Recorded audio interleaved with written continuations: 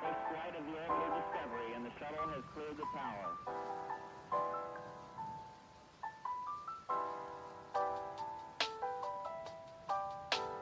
Discovery's core computers now have primary control of critical vehicle functions.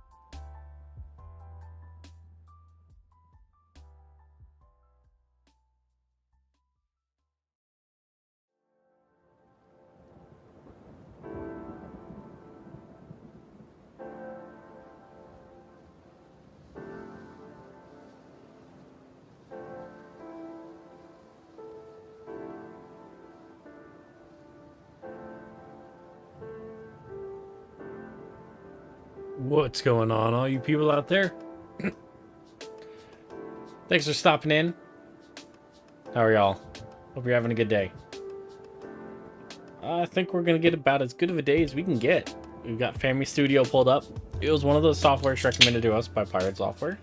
So we found a couple tutorials that we can try to go through with some of his stuff. And yeah, we're gonna go through, kind of see what they're like. Since we're going to be following a tutorial about music, we're actually going to cut our background music. And we're going to be messing around following along with this. Top, you have the toolbar, obviously. This is where you open file, copy and paste, but that's not what I'm interested in right now. What I want you to take a look at is this top right section. As I move the mouse, it's going to show you everything you can do. It's going to show you what the mouse button do. If you click at this location, it's going to show you very useful keyboard shortcuts, all that good stuff. So it's a great way to discover how the app works. So please keep an eye on it at all times. And this is our first time messing with it Right at all. below the toolbar, we have what I call the sequencer, which is where you're going to decide which pattern plays when on which channel. A pattern is a short series of notes, usually a bar or two, you decide, that you may wish to repeat one or more time in the song. At any given time, there's only one selected channel. The selected channel is going to change whenever I click on a row, and it's going to be in bold. To navigate around, you can press the mouse wheel. Yes, the mouse wheel is a button. Some people don't realize that. And you can just drag around once you are holding the mouse wheel. And rotating that mouse wheel in and out is going to zoom in and out. Right below the sequencer, you have the piano roll, obviously. This is where you're going to be kind of editing the individual notes of your song. You can kind of think of it as like a more detailed view of what the sequencer is showing you. To navigate around, it's the same deal. You can press the mouse wheel and move around to pan, or you can rotate the mouse wheel to zoom in and out. In the sequencer here at the top, you're going to notice this gray rectangle. This shows you what the piano roll is actually looking at right now. So as I move, zoom in and out, you're going to see this gray rectangle change shape. So if you ever get lost and you don't know where you are, you can always find this gray rectangle and locate yourself. Finally, the panel on the right is what I call the Project Explorer, which contains all your song, all your instruments, all your sample. This is where you're going to be editing instrument. This is where you're going to be changing the tempo settings of your songs, maybe.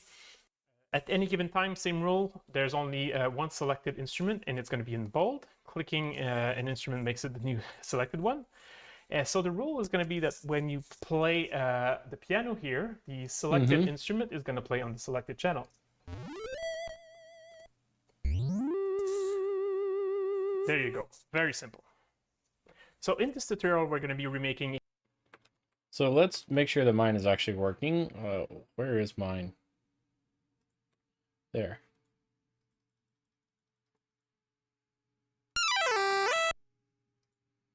All right, it works. Very simple, very approximate version of the few bars of the Tetris song on the original Game Boy.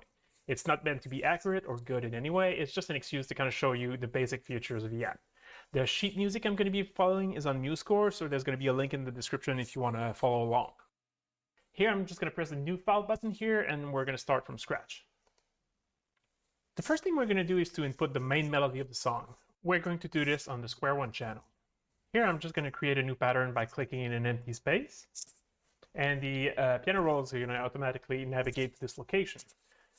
To create new notes, you can simply click in the piano roll anywhere, or you can click and hold to create longer notes.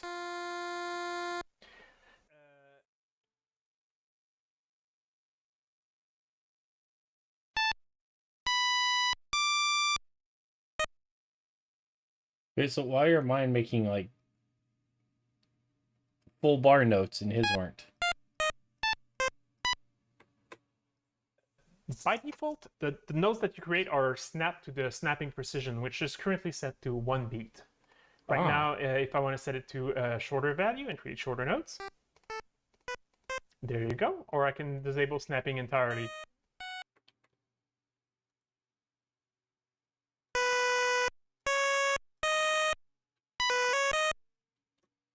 Okay.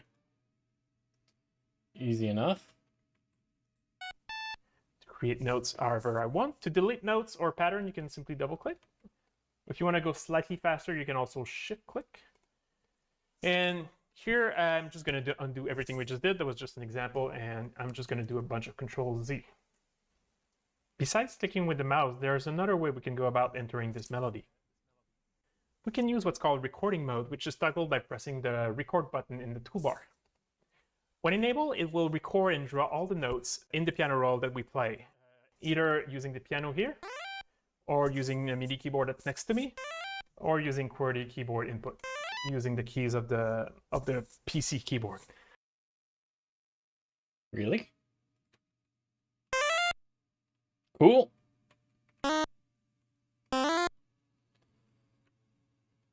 Well, we're going to undo all that. We're going to stop doing that, and we're going to change this. Was it right click? So it's set to 4 beats. Let's set it to 1 beat.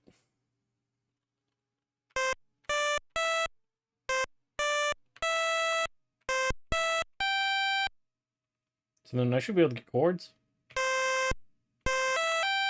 No, it's not letting me do chords right now.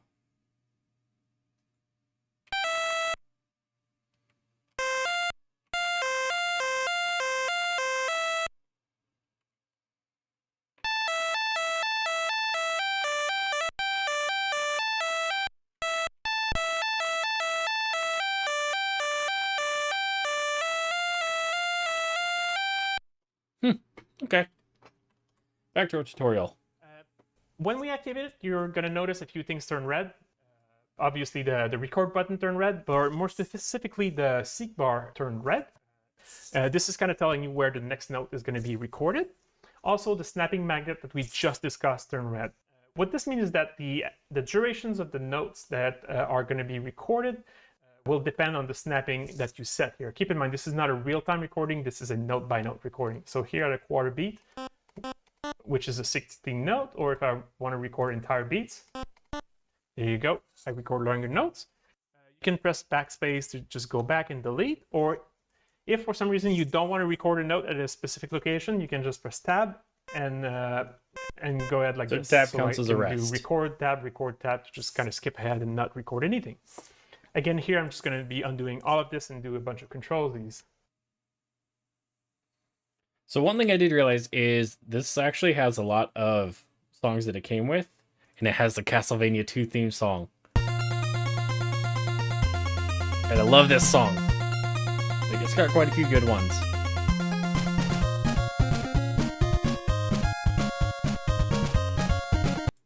So hopefully we'll be able to get some stuff like that, but we're going to go back. So here, first thing I'm going to do, I'm going to set my snapping to half a beat, which is an 8th note, which is what we want.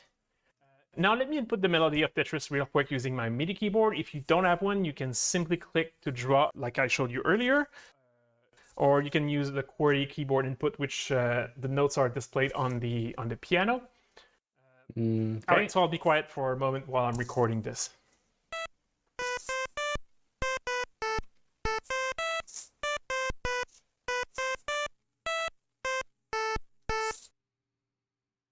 Let me go back here so I can see that first one. So he starts on E4.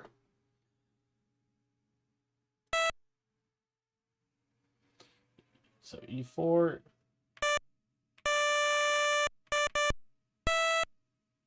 So that's right here.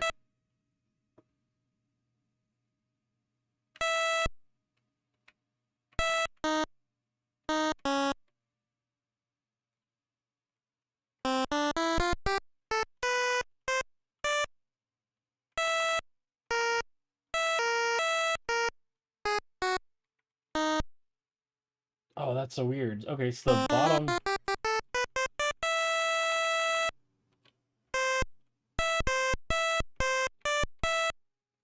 So my Z through slash is the octave below, and then the middle notes are all the sharp notes, within QWERTY being the higher octave. All right, so then he goes from here to. Yeah.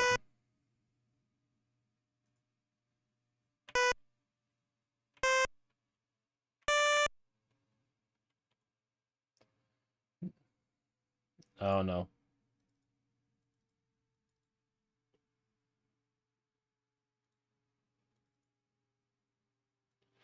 Let's go back to the beginning. So we're going to record. So we go. No. I want there. I want this pattern selected. Set it back here.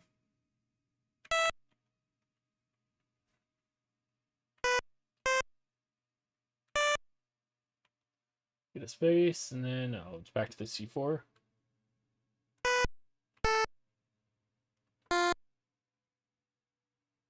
That's good.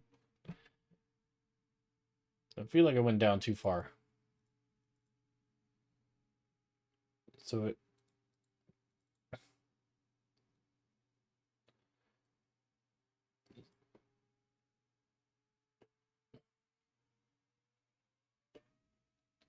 Okay, so D4, C4, which is Q.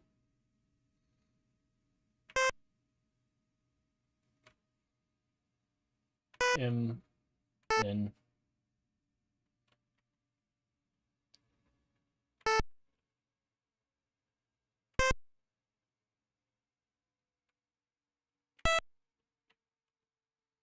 This is so weird trying to graph out like this.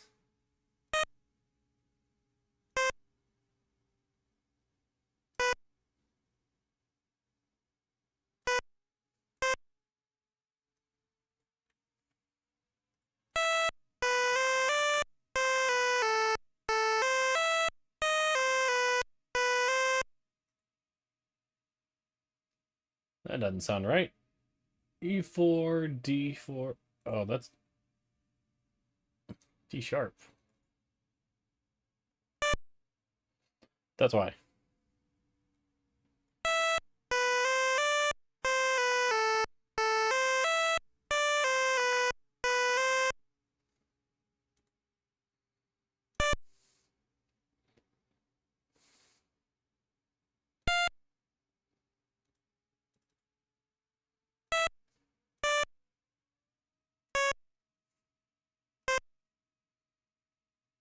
How does that sound?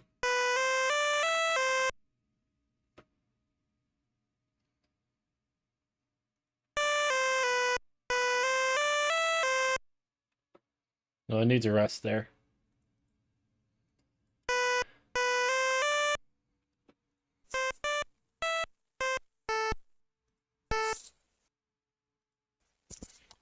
Okay.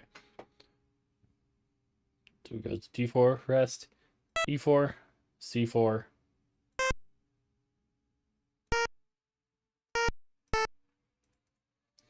There.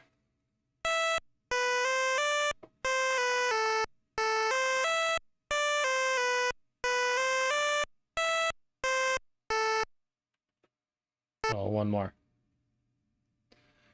All right. So we got that first beat. All right. I'm just going to turn off recording mode now that I'm done.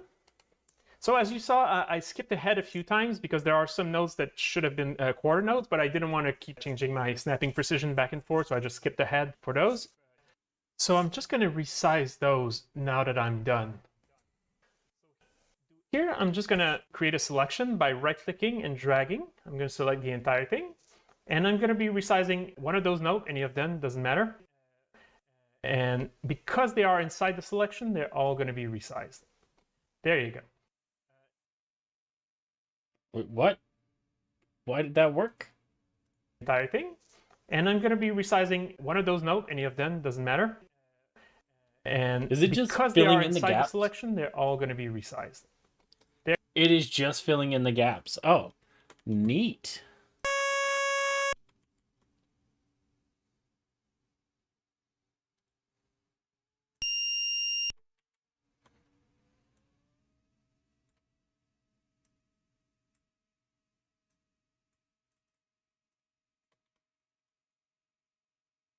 Okay, so it's shift right click.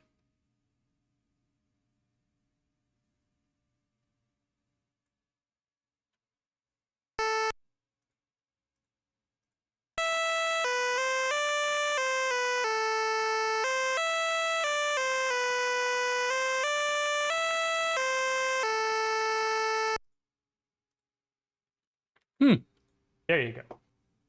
Now you Wait. Yeah, no, I got my notes right. Okay. may be asking why didn't the other notes resize? Well, keep in mind, the NES channels are monophonic. They always get interrupted by the next note, so they don't really have any space to grow. So only when there was enough space, I was able to stretch those notes. Let's listen to the melody. I'm going to clear the selection by pressing Escape, and I'm going to do Shift Space to play from the beginning.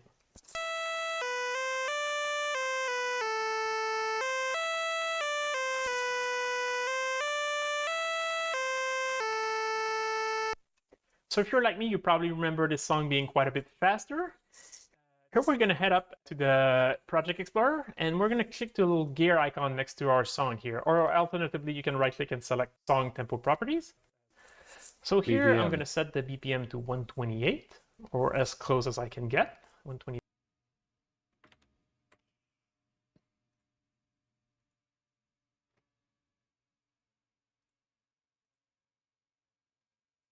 You changed the BP enough so that the number of frames in a note has changed. 8.6.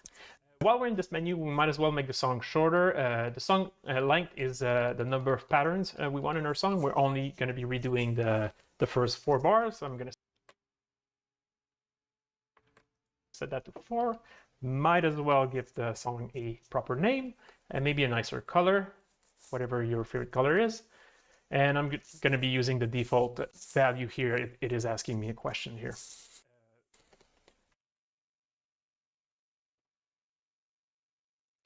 We're going to change this to 4. So that should be about 30% faster.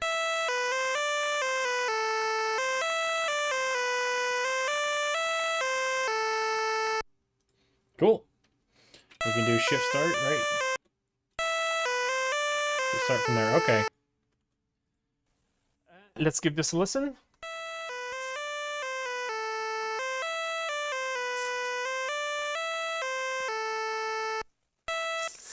All right, right, one thing I want you to pay attention to is those notes at the end. Do you notice how we can't hear the distinctions between those last two A's? This is just due to the fact that right now we're just using that kind of default instrument one that was creating for us. We're going to be revisiting this very soon, so in the meantime, just put a bit in it. Now for the bass, we will be using the triangle channel, which is a very common thing to do on the NES.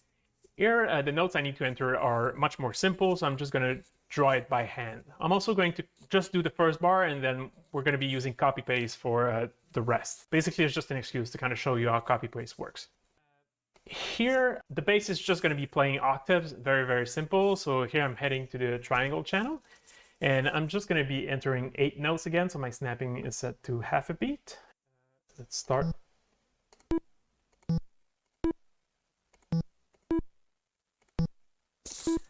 There you go, very simple. E3, E4.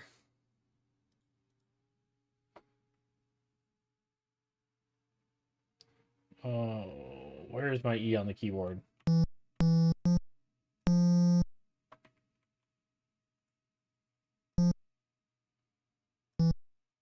There it is.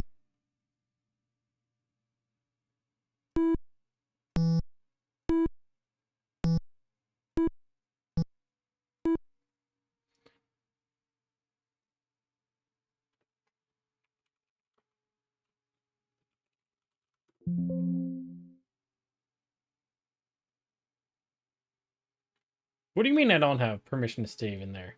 It's my folder.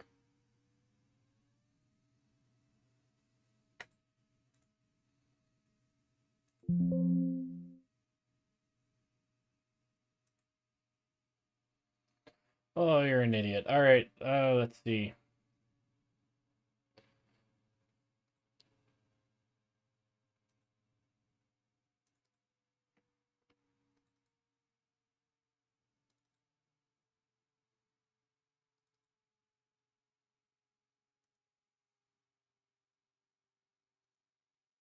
Okay, where's my desktop?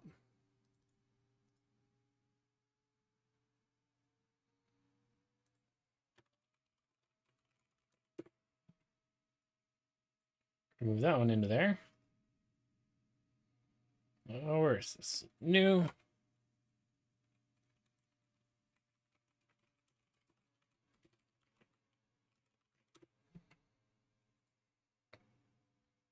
And save there.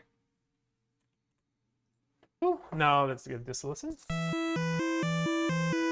All right, close enough. Now we're just going to be selecting this one bar that we did and just copy pasting it and transposing it. To create a selection, I can just right click either in the header or in the background here, like we saw earlier. I'm just going to do Control C, and I'm going to be moving my selection here. Where we're going to be pasting is not where this yellow bar is. This is just where the song is playing. The pasting action is going to be where the new selection starts. So I do Control V here. And here to transpose, I can use a few different ways. I can either drag like this to go down, or... All right, I'm going to back up a second. The pasting action is going to be where the or in the background here, like we saw earlier. I'm just going to do Control C, and I'm going to be moving my selection here. So we do this.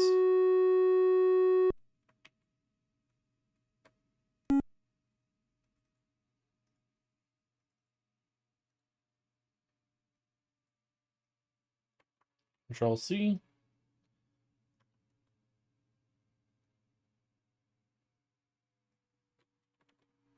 Where we're going to be pasting is not where this yellow bar is. This is just where the song is playing. The pasting action is going to be where the new selection starts. So I do Control V here. And here to transpose, I can use a few different ways. I can either drag like this to go down, or I could be using the arrow keys to move things up and down, or control arrows, which is going to be moving by an entire octave every time. So here I'm moving all of this to an 8.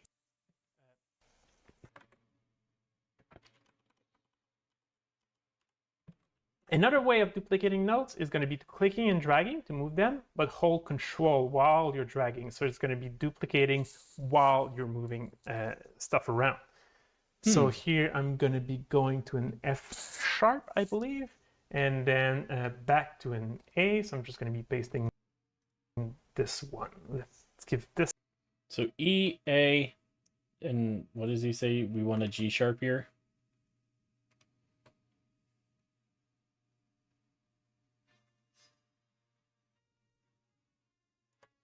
Hold on, I am getting a phone call, so I...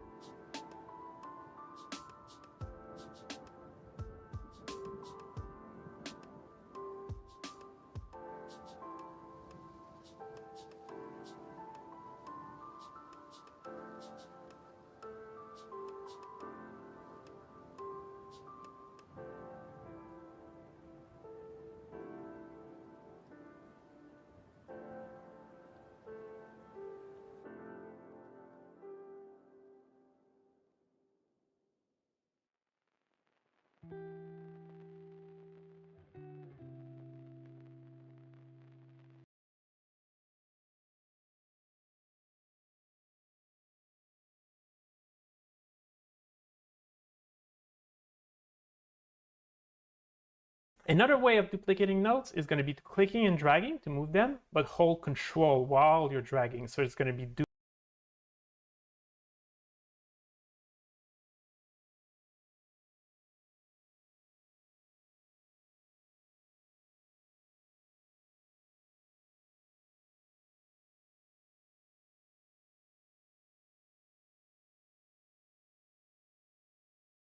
duplicating while you're moving stuff around. So here I'm going to be going to an F sharp, I believe, and then back to an A. So I'm just going to be pasting this one. Let's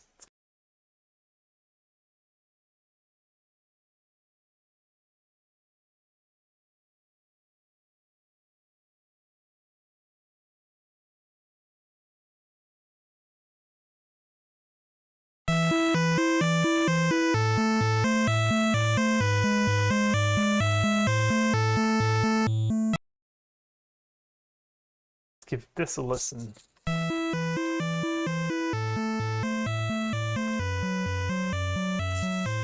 This is completely a mistake. It's supposed to be a G sharp, so I'm not sure what happened there.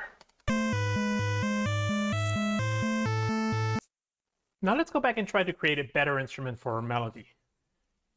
As mentioned earlier, instrument are edited in the Project Explorer. Right now, we just have the kind of default instrument one that Fami Studio created for us. Let's add a new one by pressing the little plus sign in the instrument section. Let's take the time to give our new instrument a real name, so you can change the color in the name either by clicking the gear icon or selecting instrument properties. So this one's going to be called lead.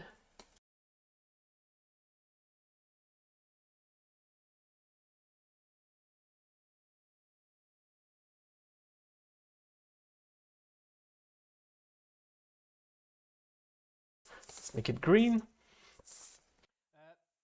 Don't forget, again, just a reminder, you can kind of right-click on basically anything. There are so many options in anywhere. We haven't even discussed what happens, for example, when you right-click on a note or when you right-click on a pattern, for example. There's tons of stuff everywhere. So please explore and learn the app by right-clicking everywhere.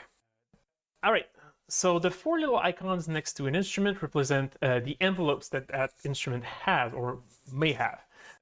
An envelope is just something that can change over time, so like the pitch or volume or things like that. So right now, for example, if I click on the little speaker icon here, it's going to open it up in the piano roll. So now the piano roll is kind of in instrument editing mode if you want. So right now what you see is the volume is just a big value 15, which is the maximum volume.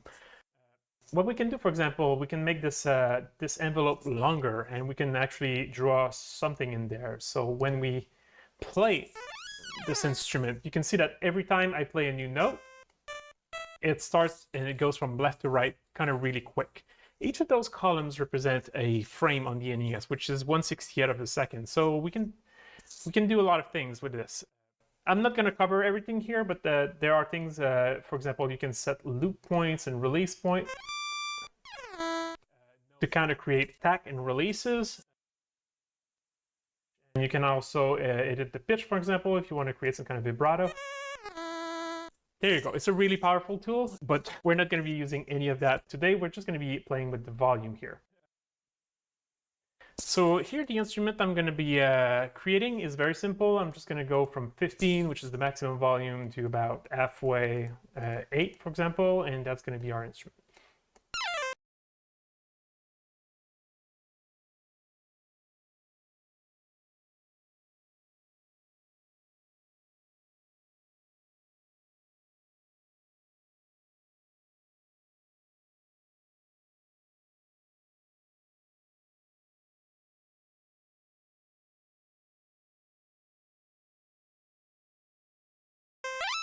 There you go.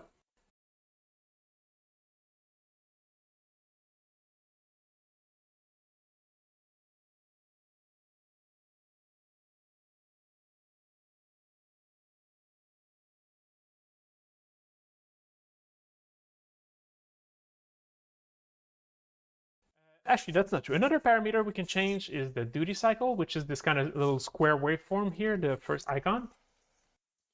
The duty cycle affects the kind of the shape of the square wave that we're going to have. So here we're just going to set it to 2. We're not going to be changing it over time. We're just going to use a fixed value. But 2 is going to create that kind of perfect square wave that we're used to. There you go. Sounds a lot more like a Game Boy now.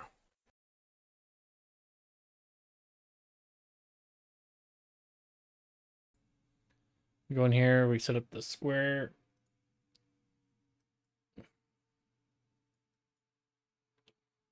Wait, his was set to 2.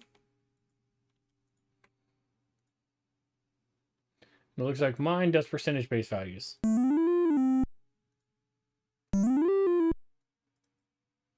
Because I can't go higher.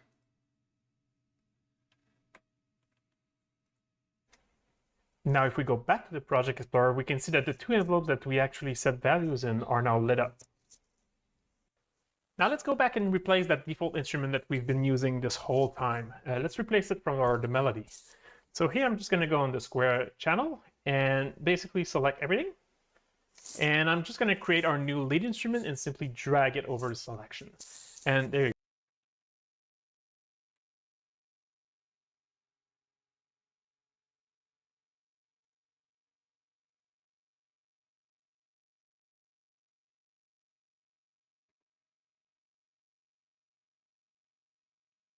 Right. So we select everything.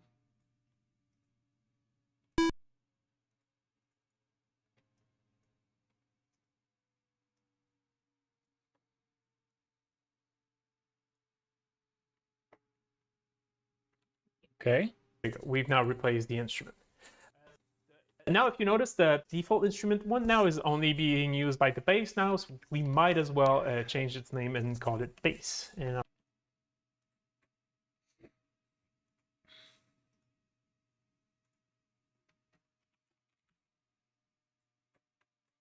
I like to make my bass brown because it's easy to remember.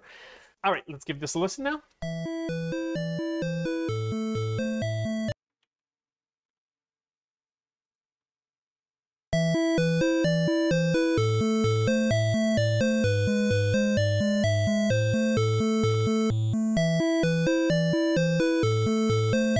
I like it.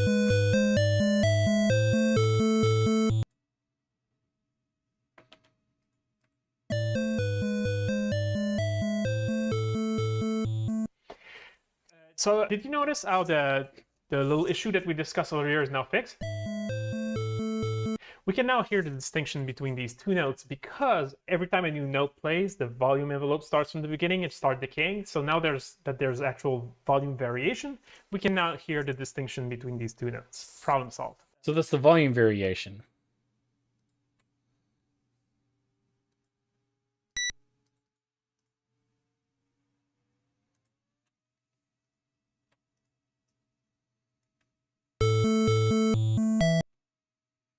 So it's playing it because it has a different volume with which to play it. Even though our volume is only changing by...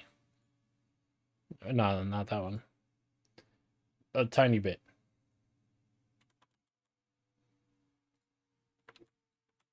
Now for the drums, we're going to be using the noise channel. The noise channel simply consists of 16 different kind of noise tone that repeats over the entire piano. So they don't really correspond to any kind of real note. So just go back here and find a sound that you like and just use it. I'm not especially good at creating drum instruments, so bear with me. Check out the demo songs for much better drum sounds. Also, the drums in the original song were terrible to begin with, so there's just no point of overdoing it. So here, again, we're going to be heading over to the Project Explorer and creating a new instrument. We're going to be calling this one drums, because why not? And it's going to be very simple this time. Right. I hear something. No, it's not that. Oh well. I think he might just have some weird stuff going on.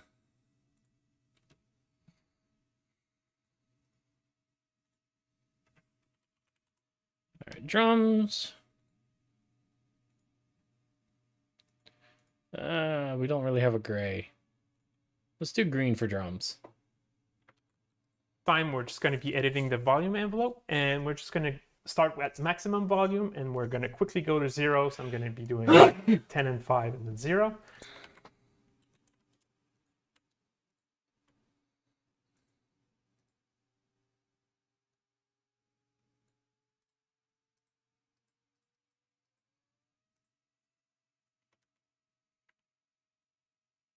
Right here.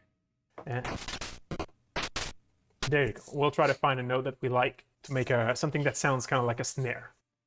You jumped up, down, up. Yeah, shut up. All right, so we're making a snare drum sound.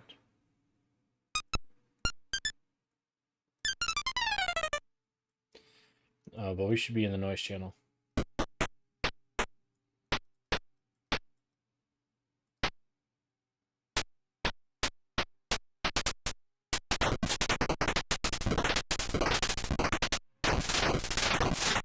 No pitch variation in those. Of every note. We're just going to start with pattern. I'm on the noise channel. I'm going to leave my snapping. We're just going to start at maximum volume, and we're going to quickly go to 0. So I'm going to be doing like 10 and 5 and then 0. And there you go. We'll try to find a note that we like to make something that sounds kind of like a snare.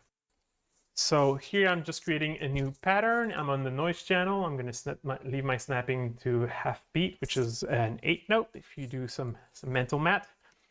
And here I'm just going to play a C5 of the upbeat of every note. Very simple. And for the third beat, I'm just going to play the snare twice to just give it a little bit of variation.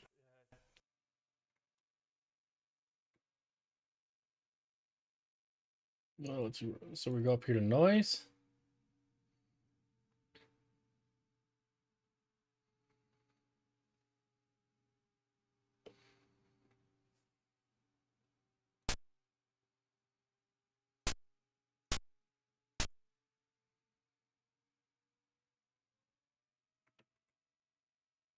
Oh, he does it on the second half.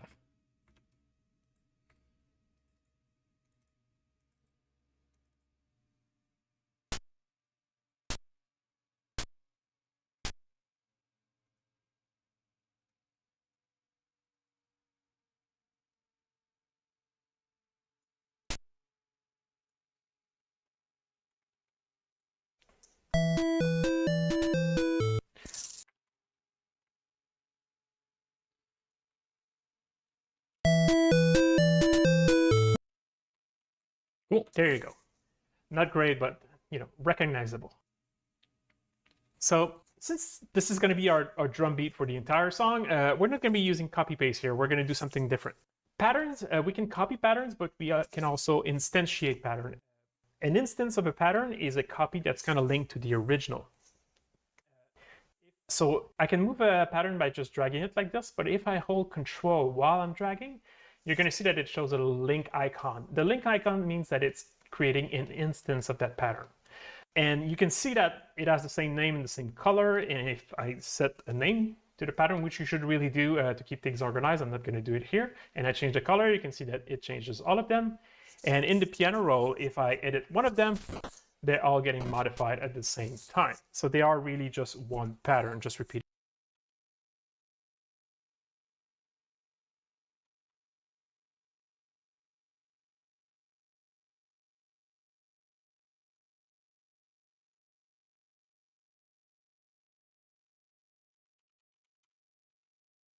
Cool.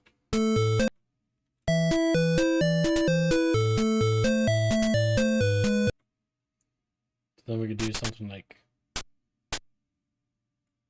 Oh, but we do want snapping on, though.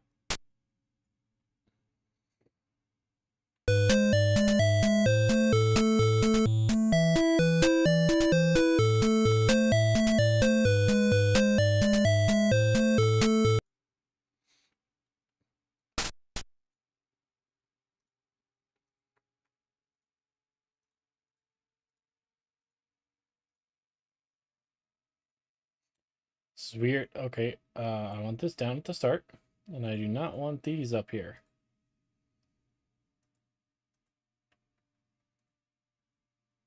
Oh, it's snapping my viewpoint to those. That's what's going on. Okay.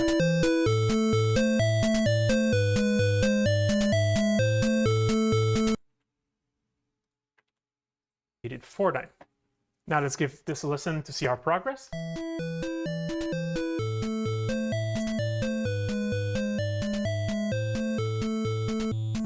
Now let's add a few notes on the square channel to create some kind of harmony. Here I'm going to head over to the square 2 channel and create a new pattern.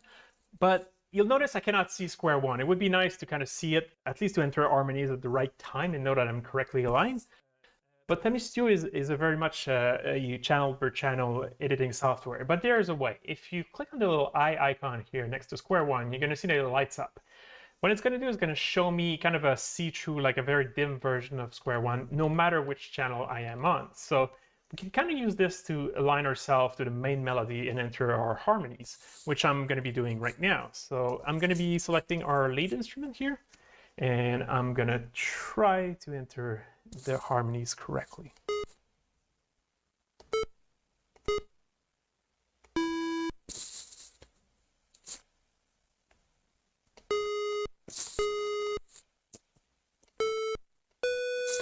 All right, hopefully I get it right. Let's give this a listen. Let's move that up here. Get our own inputs.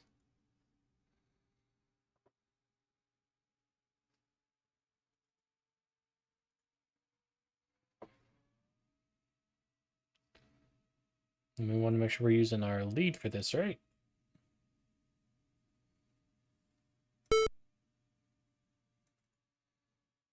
All right, so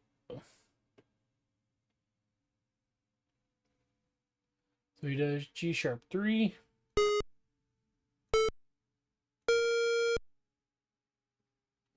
Oh, no, I'm at the wrong spot, though.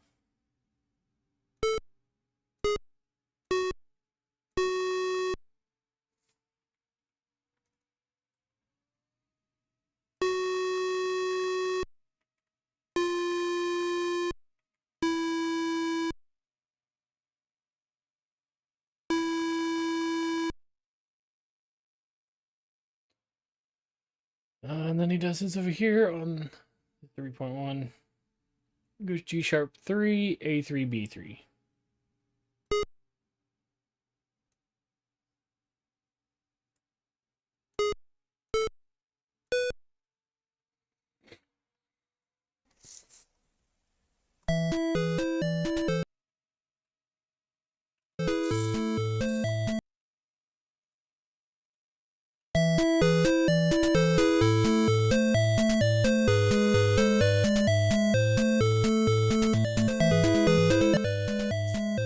Well, that was a bit fancy. We're gonna stretch ours out a bit. All right, pretty good. My only complaint is that I think it's too loud. So we saw earlier we can adjust the volume per instrument, but I think here creating an entirely new instrument just for harmonies would be completely overkill. So what we can do is that we can use the effects panel to kind of affect some effects kind of globally, regardless of the instrument. So here I'm going to press the little triangle here to expand the effects panel. So as you can see here, there's a bunch of effects that we can change, but right now we're just interested in the volume. So what I'm going to do here, I'm just going to be zooming at the beginning of the song, and I'm going to be setting a volume of 8. 8 is about halfway, maximum volume is 15. So it should sound a little bit better. Let's give this a listen.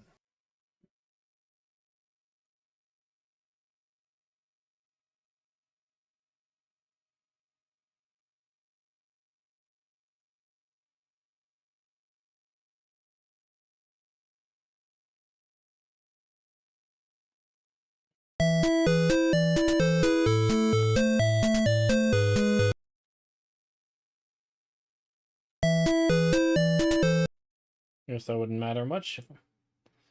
Let's do it here so we can kind of see it there. It's a big tell.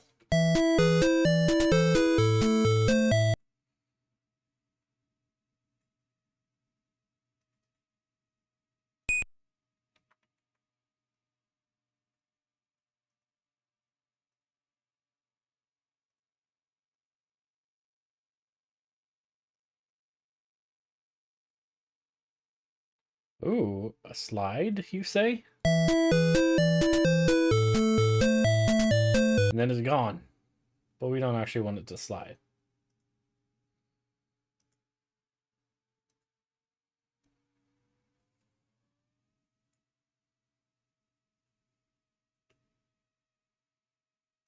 This is so thin, though.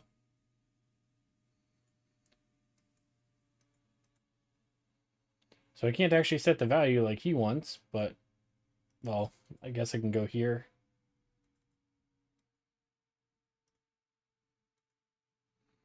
Oh no, not the slide.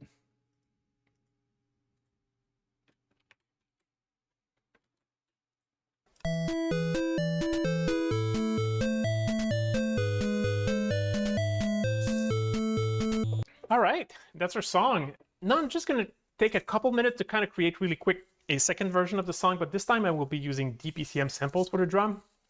It's not going to sound good in any way. I just want to be sure to touch on all 5 of the NES channels in this tutorial. So DPCM samples are very low quality samples that the NES supports. They are usually good enough for drums and bass, but not much else unless you're like a chiptune god. First thing we're going to do is duplicate our song. because we want to keep this version for later. So you can right click on a song and do duplicate. And we're going to be calling this one Tetris DPCM and give this a different color. Just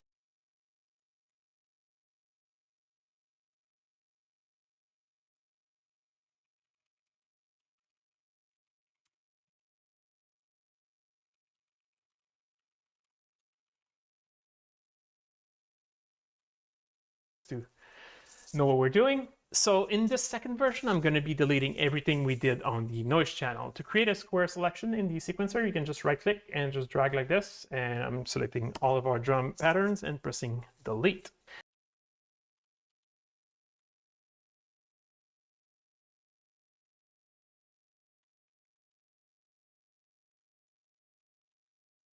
Next thing we need to do is to load up some samples in the Project Explorer. There, as you can see, there's a DPCM sample section here. By pressing the little folder icon, it's going to ask you to open some files.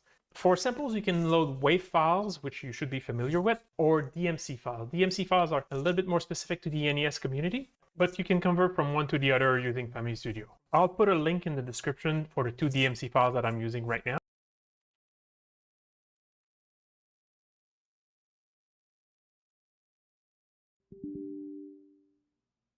It does not contain any samples. Okay. I believe they are from Gradius 2 or Castlevania 2. I don't remember. So here I'm just going to open both of them. There's a kick drum and a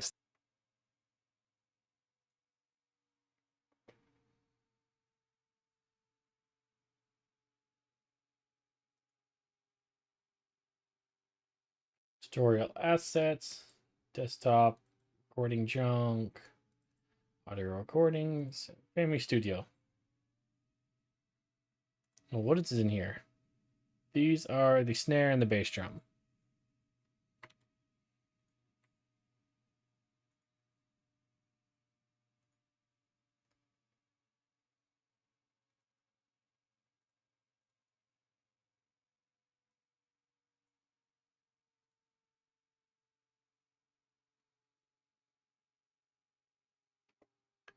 Oh, you son of...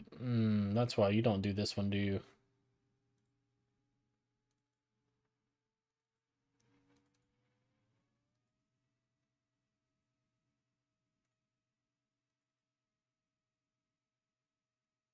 That's not what I wanted. What is that sound effect, though? Oh, that sounds terrible as a DPCM.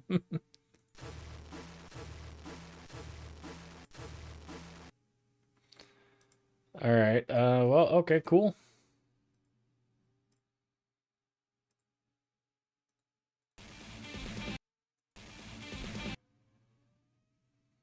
And it just takes the first bit of that. All right, well. Cool. Where did we just download those two, though? Because we should have just got them. Tutorial assets. Oh, it's because it's a zip. We didn't extract them.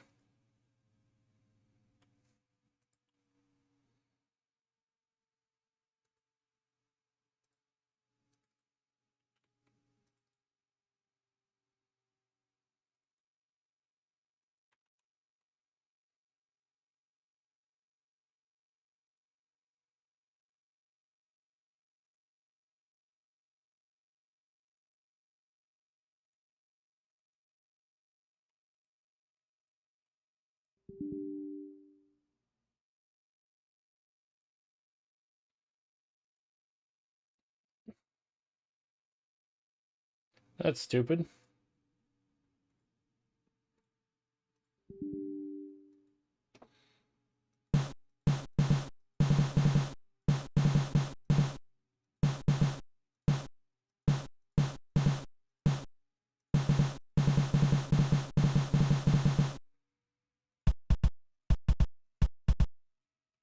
All right, close enough.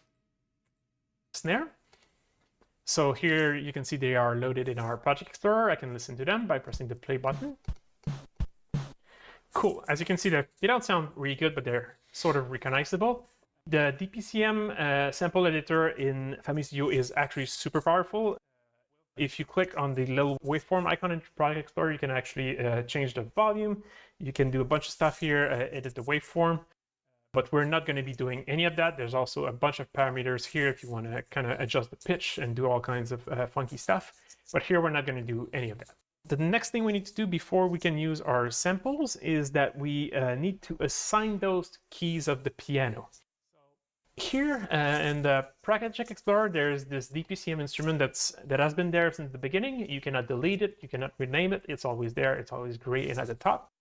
But if we click on this little waveform icon next to it, it's going to bring up a different view in the piano roll where you can assign samples to keys of the piano. So here I'm going to do something really simple. I'm going to be dragging my bass drum to C and my snare to D.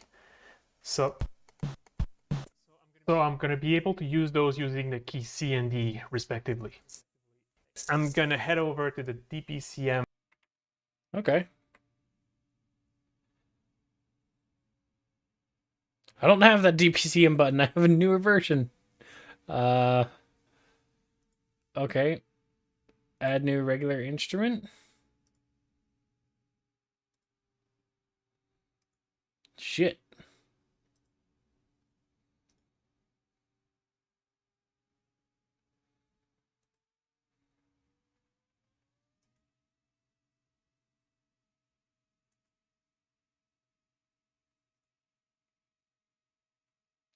So he's got that. I don't. Channel, and I'm going to be sure that the DPCM. Let's see, does anyone talk about this?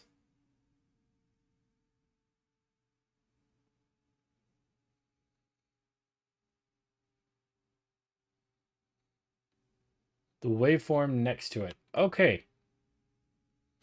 New instrument. Add new regular instrument. DPCM stop. Then click on the waveform.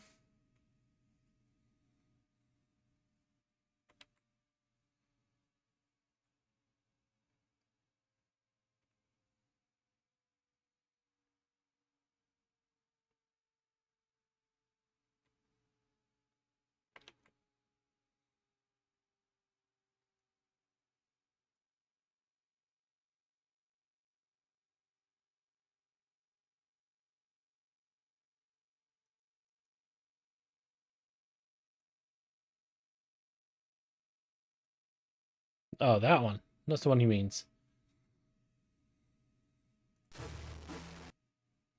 That is so bad. That's cool that you can put other sounds in here, though.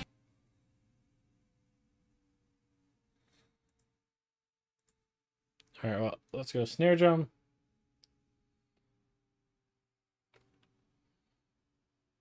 I want to do Q and W. Let's see, Q is there. And that was my snare. Bass drum is W.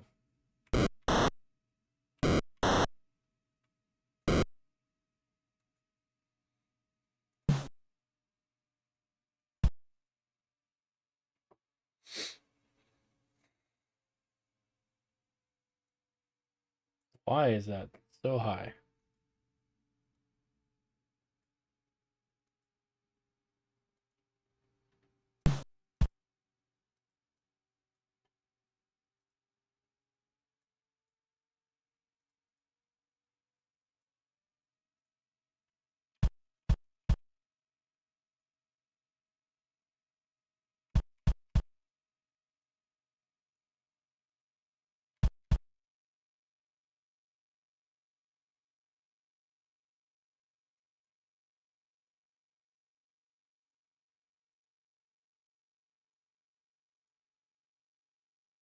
No, not there.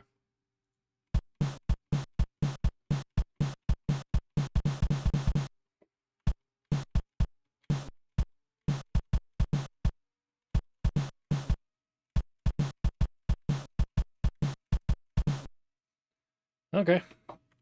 We'll just have to go through and actually add some like good synth sounds to it. Instrument is selected, and I'm going to be entering my drum here. Again, I'm going to be doing kind of the same drum pattern that we've been doing before. And I'm gonna keep those two snare hit on the third upbeat. And just like we did before, I'm gonna be creating.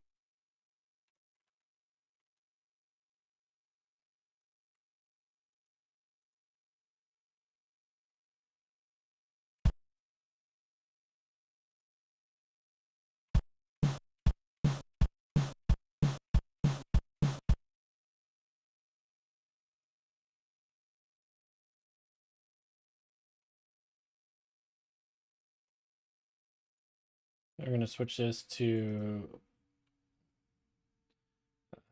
half note. We want quarter note.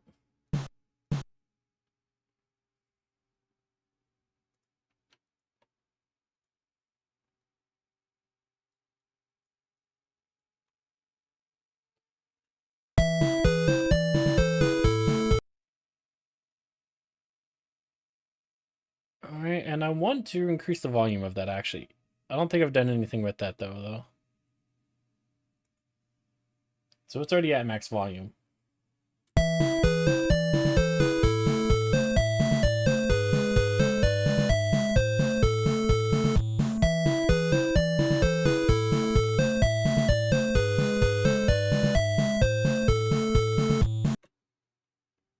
Well, I just realized I accidentally got rid of all of my regular drum noises, but that's okay.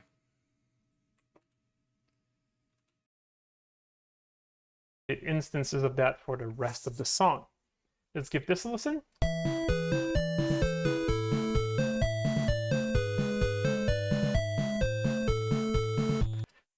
Now, what should we do with our song? I mean, one thing to do is maybe to export it as an MP3 or WAV or something like that. So the export menu is in the on this little file with an arrow here. So there are tons of format. I'm not going to cover any of them. Actually, the only one I'm going to cover is video export because I think it's very visual for this this tutorial.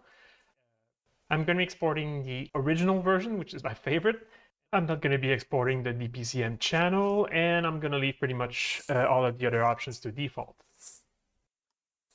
It's going to take a few seconds to render, depending on the duration of the song. Let's see when it's done. Here you go.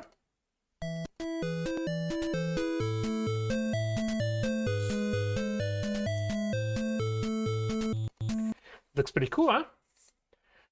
All right, congratulations for making it all the way to the end of this very short tutorial. To learn more, check out the documentation, the demo songs, or come see us on Discord if you have any questions. As I said earlier, we only use a tiny fraction of the app, so there's much more to learn. Anyway, good luck in your chiptune career.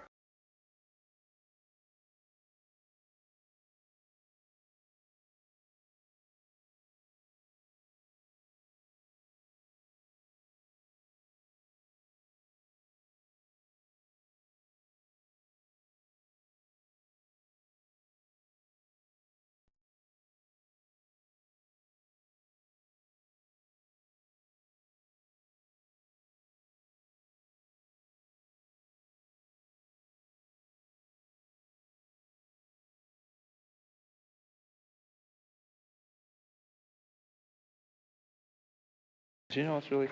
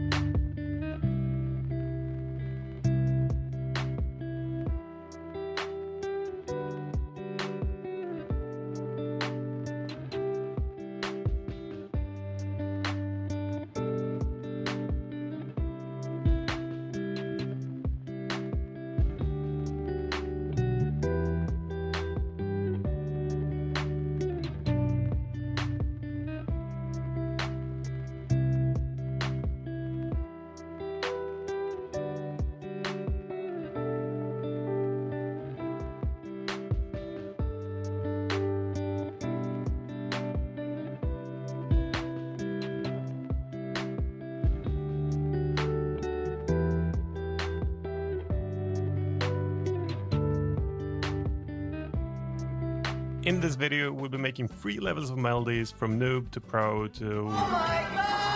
And at the end of the video, we'll compare how these melodies sounds like in a song. So yeah, let's start with a noob. Before we make a noob melody, we need the chords. That sounds like this.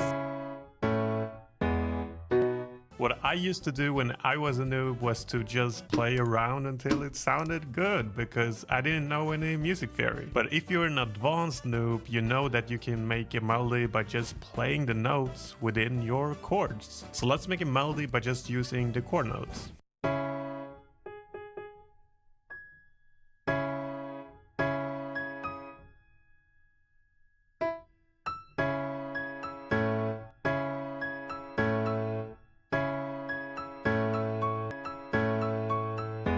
To spice this up a little bit more, we could add a little rhythm variation like this. And yeah, now we just copy this first bar across the entire chord progression and boom, we just made a melody. But if we want to spice up this basic melody a bit more, we need variations. All we really need to do is maybe change a note here at the second bar. And a note here at the fourth bar. And we got some variation. And lastly, when I was a noob and wanted to be really creative, I used to switch up the rhythm of the chords like this. Are you not recording? Are you recording?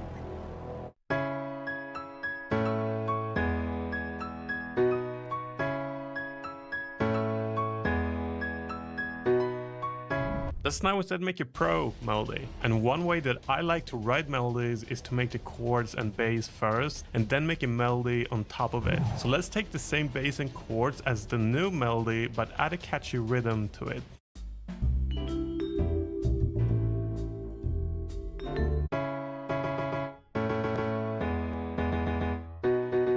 And this sounds like trash. So let's add some swing and move the third in the chords up an octave and move some bass notes up an octave as well. So writing a great melody with this foundation is going to be pretty easy. And when we create this melody, we can, for example, use the third and fifth in the chords because they are almost always going to sound good. And the third and fifth are just the third and fifth note in the scale from the first note of your chord. So this would be the first and this would be the second, third, fourth, fifth. I think you get it. So when we make this melody, we can just follow the catchy rhythm we made with the chords. And we can also just start with the fifth and build upon that. So let's do that.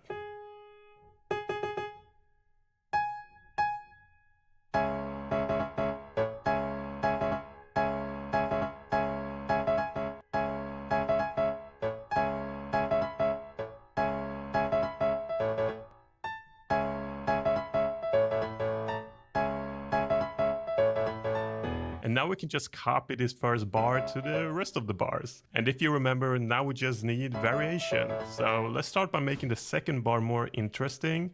We could just switch up one note, but that would be boring. What I tend to do is just switch up the pitch on almost all the notes in the second bar, but I also make sure the rhythm is the same and it's like, you know, melodically similar.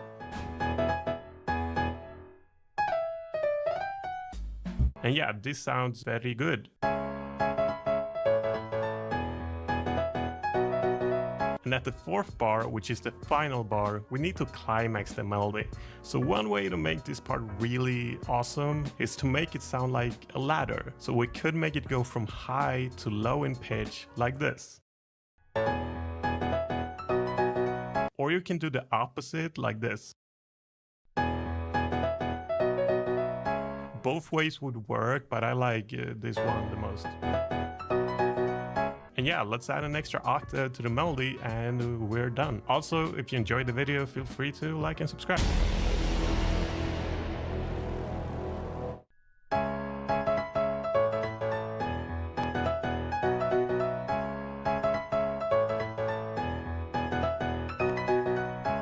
Okay, so let's try make a god level melody. For this level, I just figured we could make a melody as complex as possible. So to step up from the pro, we can add more harmonies, more rhythm variations between the bass chords and the melody, and a counter melody. So let's first start by making the main melody. Some crazy sounds in here. Woo! Welcome to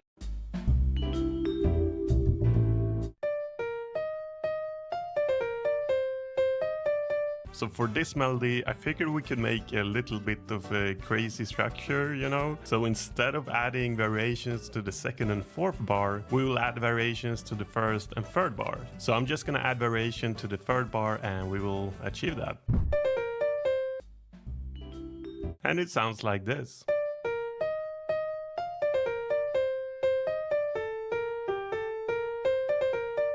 And now for the counter melody. It's important, in my opinion at least, that it has contrast to the main melody, so I figured we can make a counter melody that's slower in speed and higher in pitch compared to the main melody. So yeah, let's do it.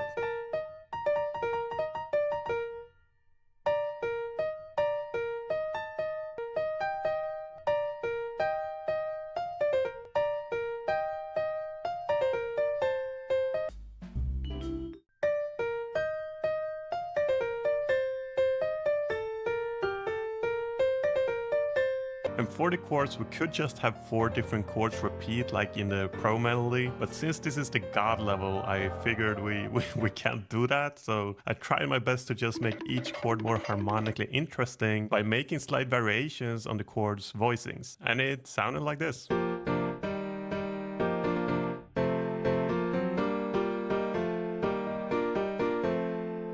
And I almost forgot we also obviously need to add this note to the melody for some extra spice. Now we just add another octave to it and add a bass line and we're done.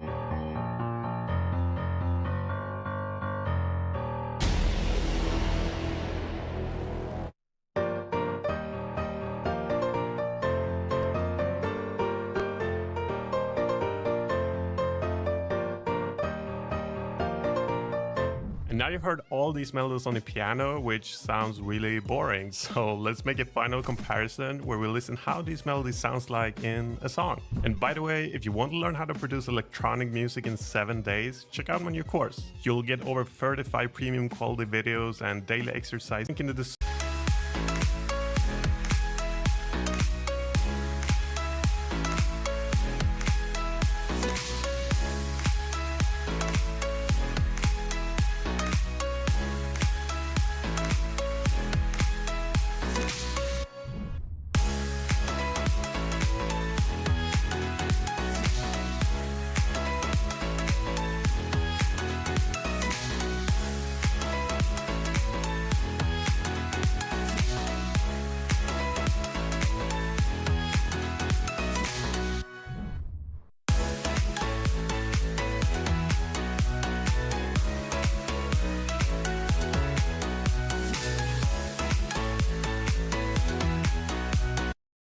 This is my favorite tuning plugin for vocals. Here's why. If you're so in love, then why? Let's make 4 levels of chord progressions from noob to dead. Now we need 2 more notes, which are going to be the 3rd and the 5th. And they are called the 3rd and the 5th because they are the 3rd and 5th notes from the first note in the chord, in accordance to the scale. And now we got an E minor chord. But if you've leveled up to Advanced Noob, you know that if the 3rd note in this chord was 1 semitone up from this note, it would instead be a major chord. So yeah, that's how you make a major and minor chord. It's just this 1 note difference. Oh my god! So let's make a chord progression with this technique, like do the 1st, 3rd, 5th, like bing bang boom, bing bang boom. You smell me? And that's it, boys. We got a noob chord progression. Let's get into the pro level. So let's take this same chord progression that sounds and make it sound more nice. To do that, we unfortunately need to know more about music theory. You can't keep getting away with it! First, we can just copy and move the bass notes down 1 octave, because that's an easy way to make it sound fuller. And then, if you're a pro songwriter, you know what 7ths and 9ths are. A 7th is 2 notes up from the 5th in accordance to your scale. 1 and 2 And jackpot, baby. We got a 7th chord.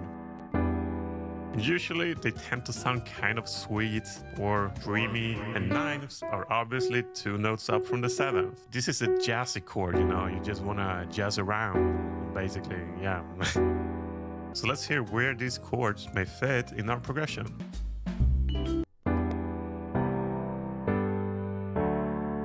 Next thing to know about is voicing, which just refers to the placement of notes that we already have in the chords. So let's do what EDM artists often do, move the 3rd up an octave, and boom, we changed the voicing, guys. Last thing we can do is just add a rhythm to make it more interesting. Now we got some pro level chords.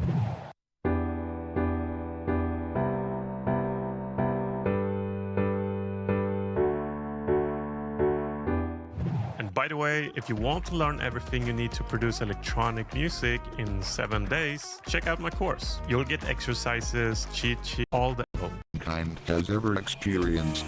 Let's make a chord progression without that shit-ass music theory. First, click this arrow button, then go to stamp and stamp minor 9. Don't ask me why, just do it. Then stamp this baby anywhere, doesn't matter where. Next, select everything and press Ctrl+O. And now for the final 1337 leap, hacker trick, press Alt+K. Then pick your scale and the chord progression will adjust to your scale automatically. That's it, boys. Now we can just play around with the voicing and find a beautiful chord progression.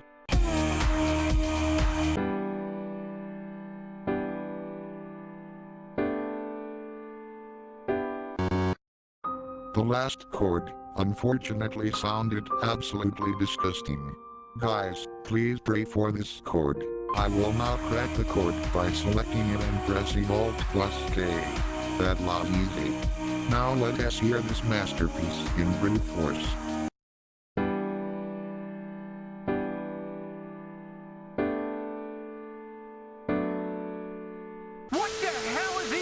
But anyway, let's just create the final expert level chord progression. Here, we need to know more about music theory. So an easy way to level up this pro chord progression is to make what's called sus chords. And sus chords are chords where the middle note in a triad is either on the 2nd or 4th note instead of the 3rd. These chords tend to sound kind of tense and unresolved, but that also makes them interesting. So let's add 2 sus2 chords before the 2nd and 4th chord.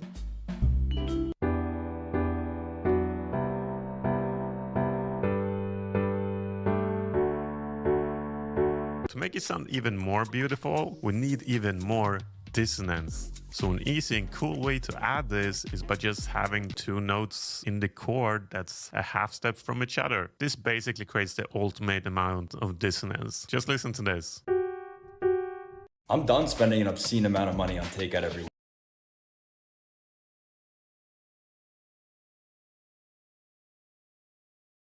Chasing around our On their own, they sound like trash, but the beauty comes when you add it into a chord.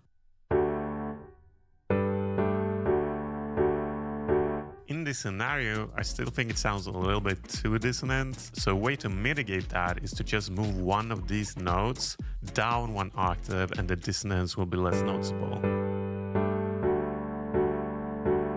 And now it sounds amazing. Last thing we can do to truly make them expert level is to fill these chords up with more notes to make them sound fuller. If you want to use music theory, you could just fill every chord with the tonic note or the 5th note, and it usually sounds good. But in my opinion, if you add the same note to every chord, the chords tend to lose their identities. So what I do is use my ears and just add notes where it sounds good. And that's it, boys. Here's the final chord progression.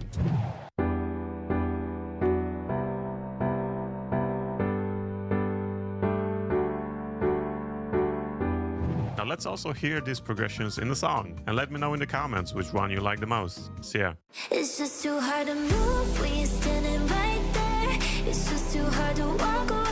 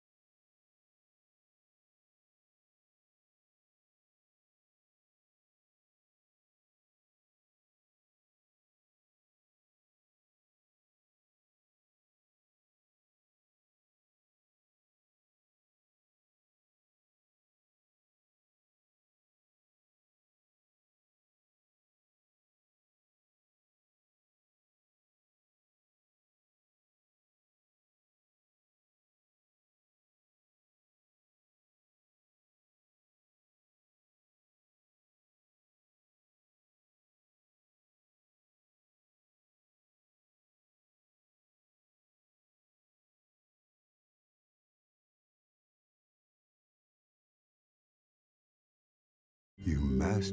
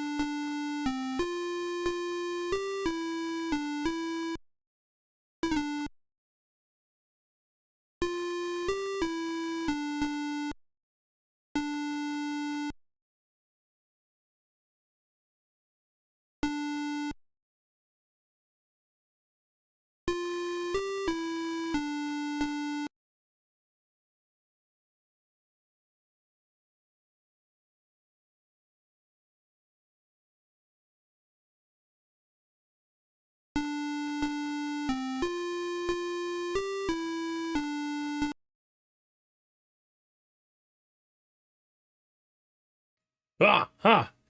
I forgot. I had to mute for a second because I took a phone call earlier. So, yeah, I've had no audio for probably like the last 10 minutes. Anyhow, welcome on in. We are using Fami Studio. We just picked up, it's a free software that was recommended to us. We went through a little tutorial to make a Tetris song.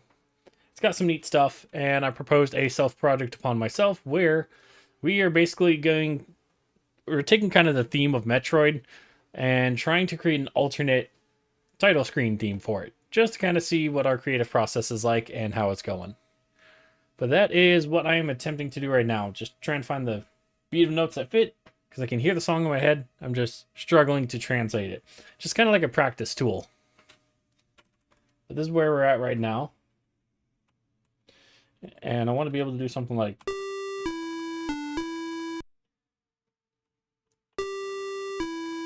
So I think I want these G notes to actually be longer.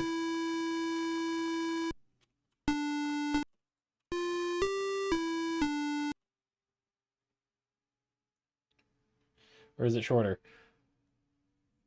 It's been so long since I've actually tried to write sheet music that this is weird.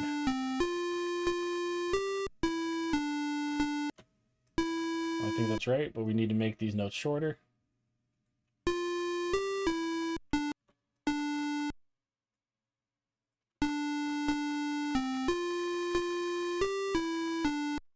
Oh, that's too short.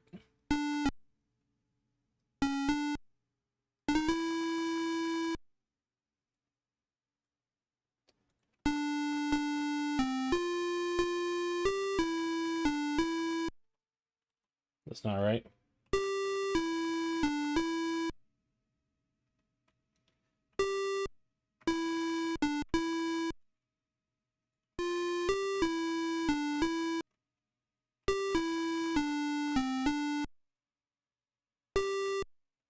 Thinking I like that pitch a little better.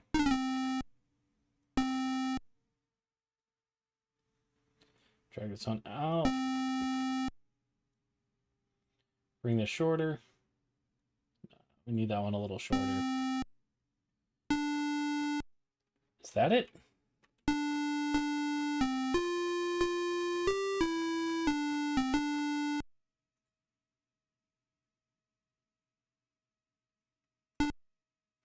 No, not that. Make this one a little longer.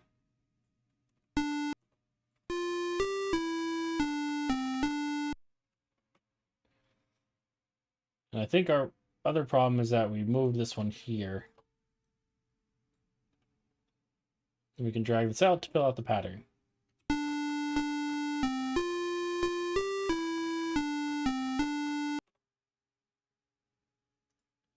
No, it's still off. No, stop it.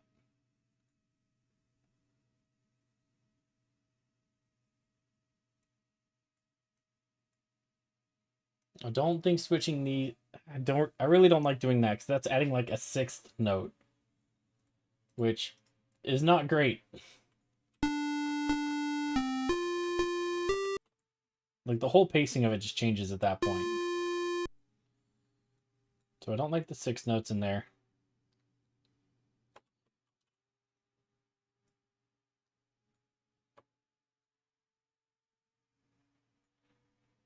And this is where it was.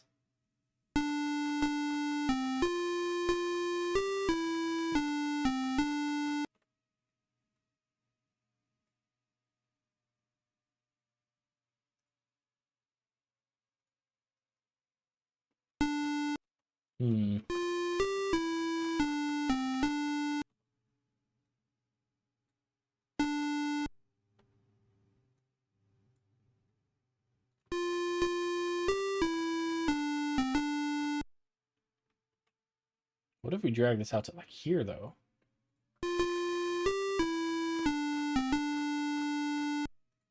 There we go. That sounds a bit more fluid.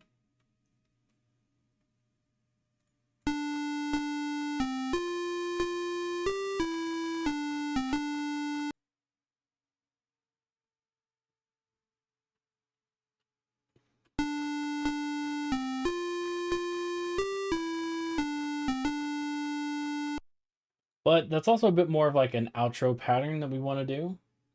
So I think we need to fill this up with something earlier. Let's see. So let's move this up so it actually starts in pattern 2. Oh, where was I? I was on D.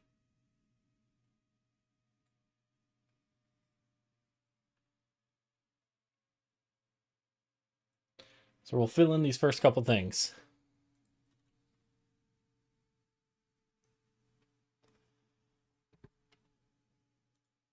So what does it do if I set the recording to not have a thing right here? Does it just...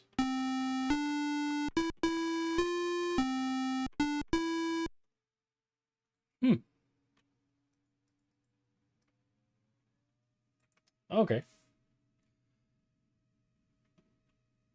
And let's start with recording a bunch of just like... Let's go with a regular beat, and then we can kind of cut it down from there. So we had X as kind of our bass note that we were working around. So let's experiment.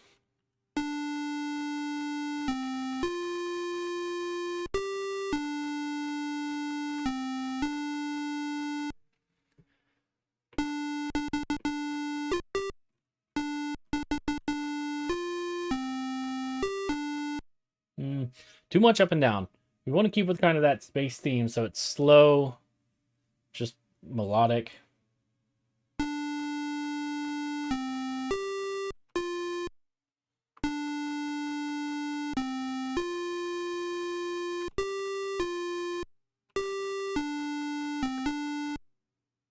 No, that's what we got right now.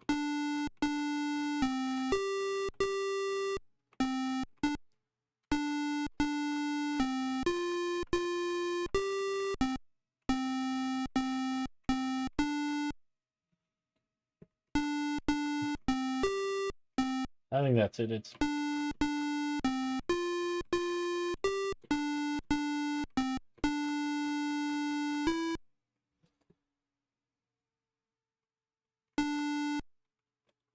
Ooh, no, we gotta set this back to here. Nope.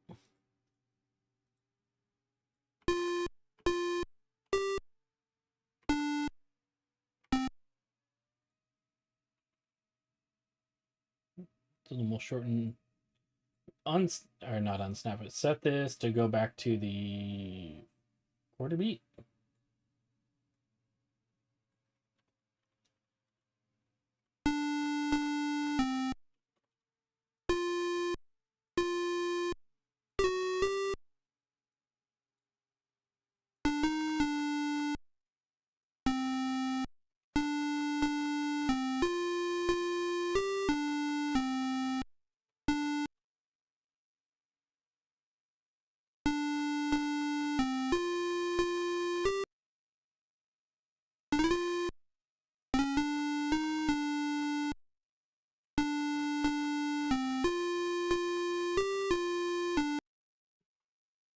We need to keep the same rhythm though. So 4, 3, 1. So it's 2, 4, 3. What if we switch the octave of this for the last one?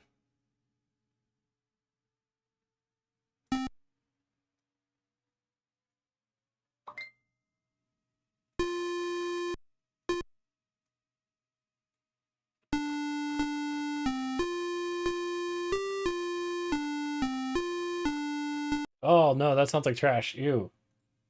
Ew, no.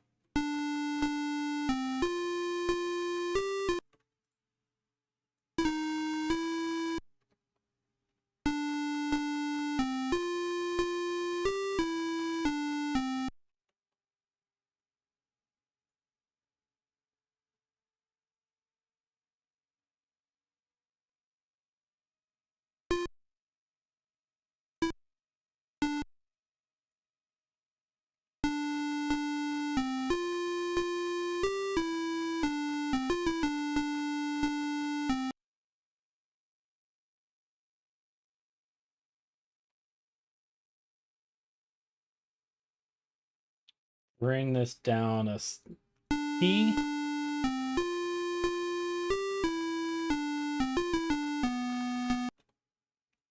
No, not there. We don't want to bring it down the key. Bring it down on the key there.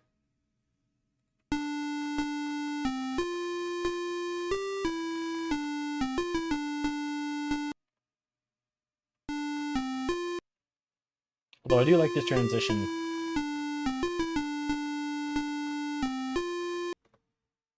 But it's off because we've got that extra like draw out here.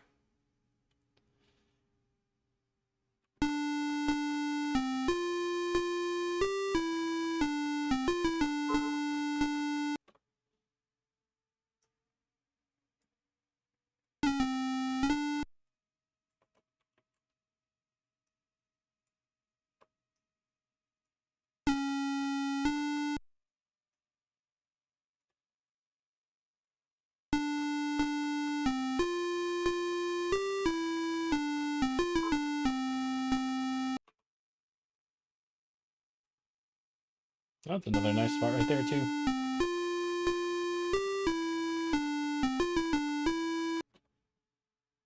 No, it just doesn't sound good. We have to keep it in this DD transition. But maybe here we can swap it up.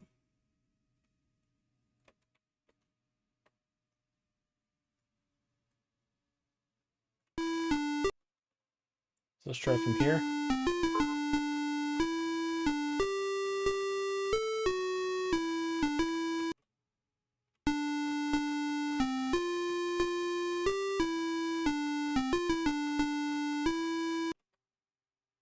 No, it's just still not quite where we want it to be.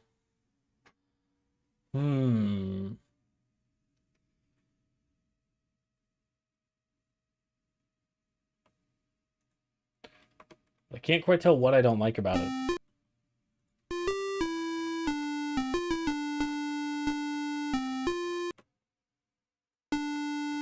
What if we just put a break? To add a little rest.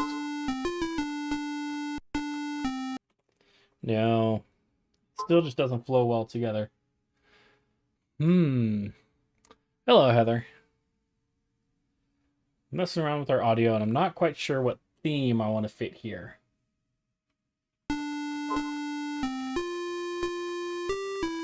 And my phone will not stop going off.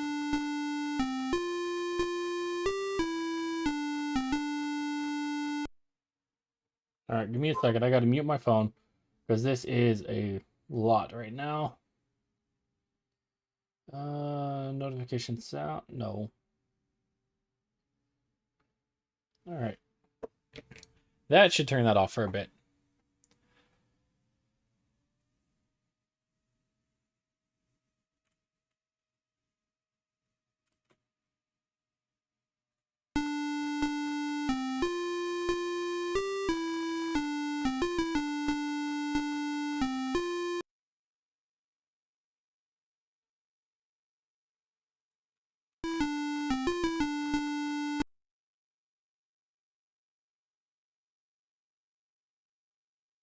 We just go back right into what we were doing before, but we keep it a little bit more drawn out.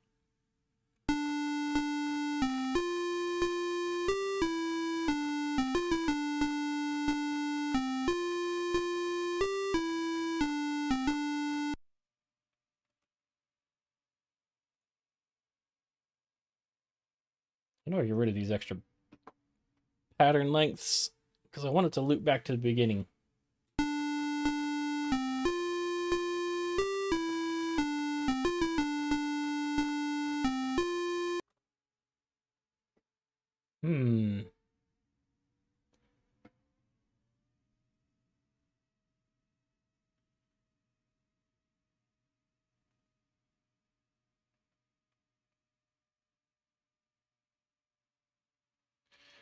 I got an idea. What if... just delete that.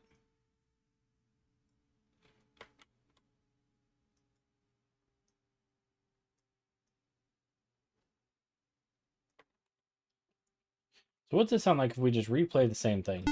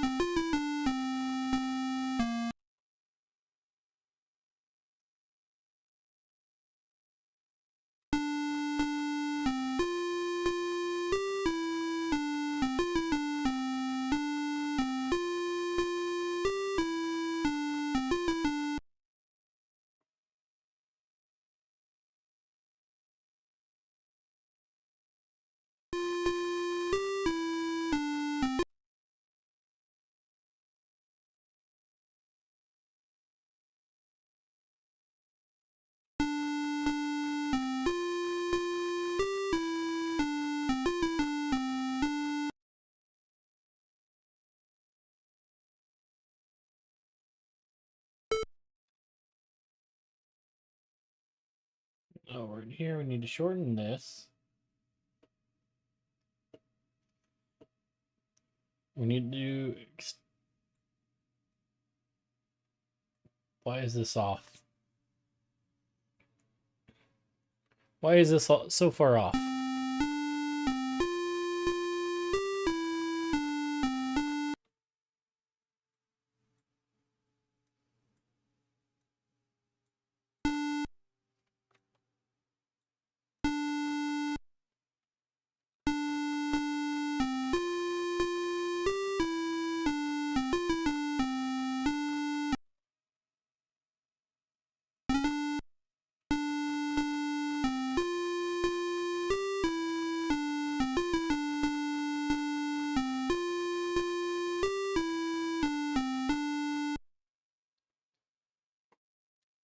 Now, the more I play it, though, this is actually starting to hurt my ears. So let's go D. Let's drop it an octave.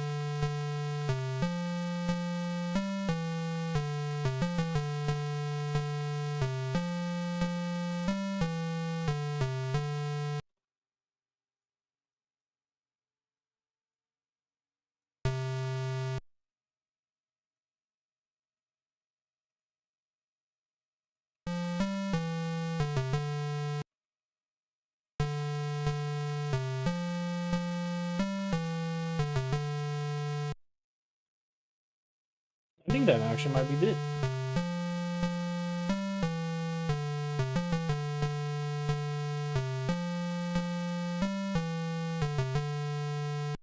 No.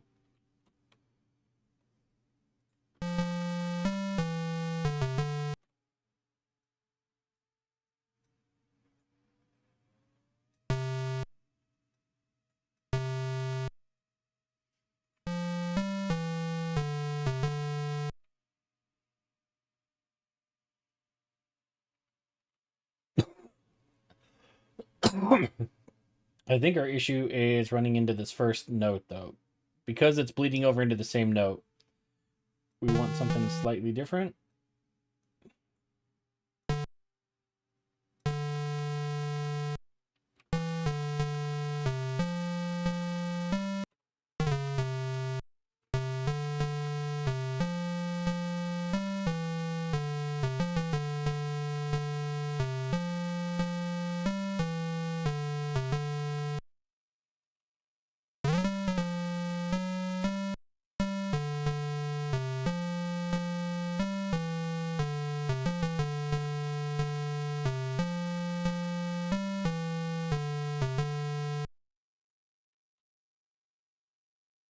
I really don't like this particular sound, though. Like, this instrument is kind of getting on my nerves.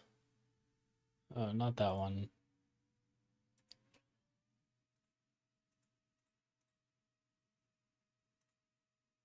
Let's try modifying this wave a little.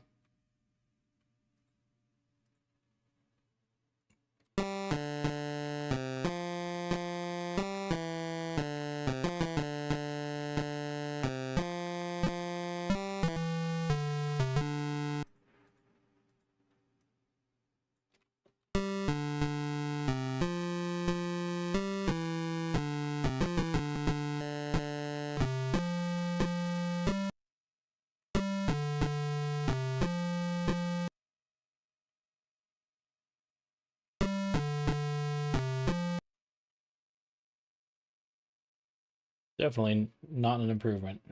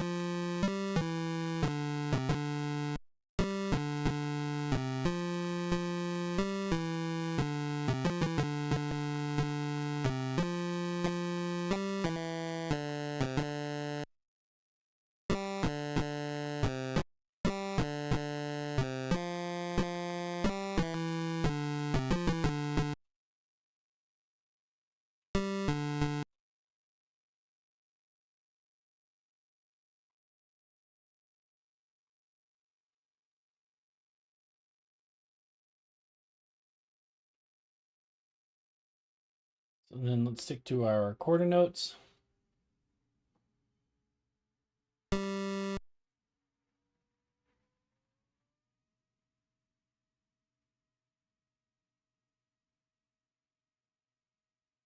Let's see which one this is.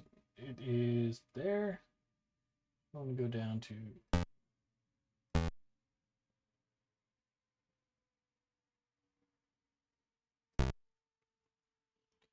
we'll see about adding in this harmony.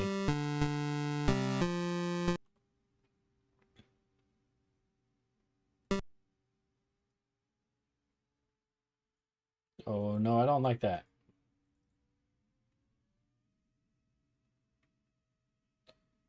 So we have a G and a C.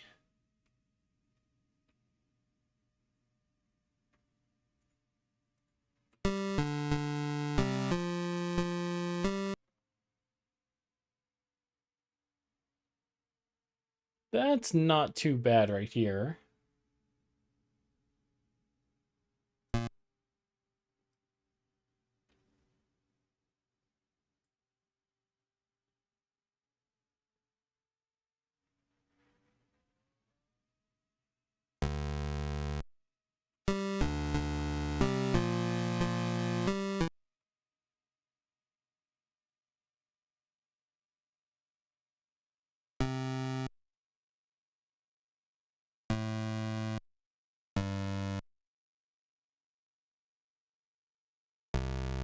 Let's drop it down there for that one.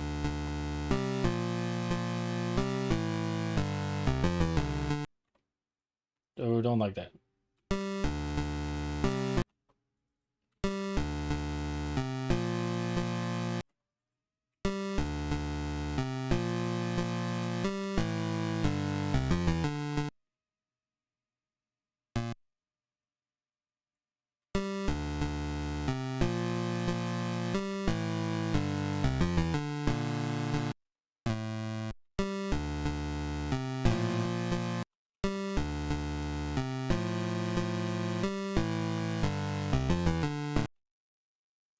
What if we were to drag this out?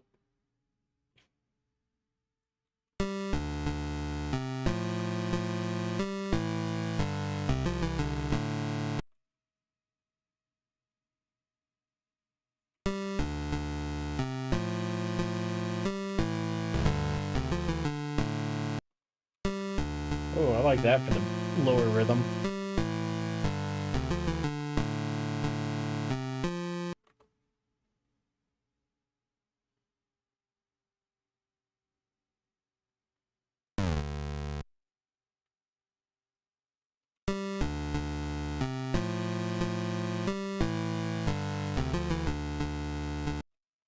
No, I want to make it off chord so you can hear them separately.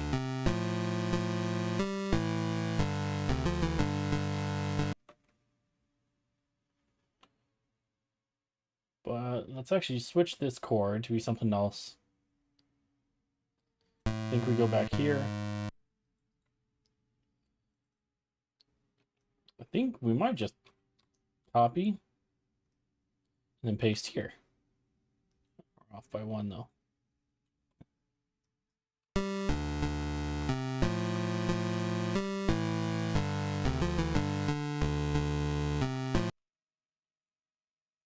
Why does that sound weird?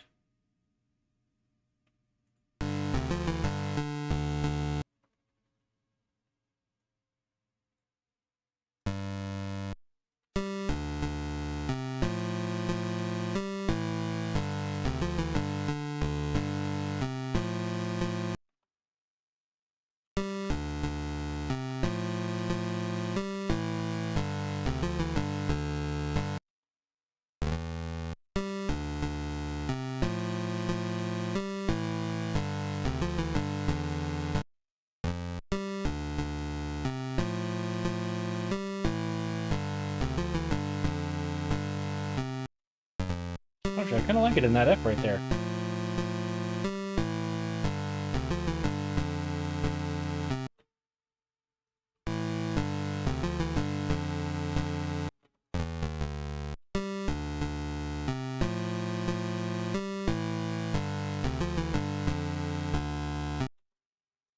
definitely not there.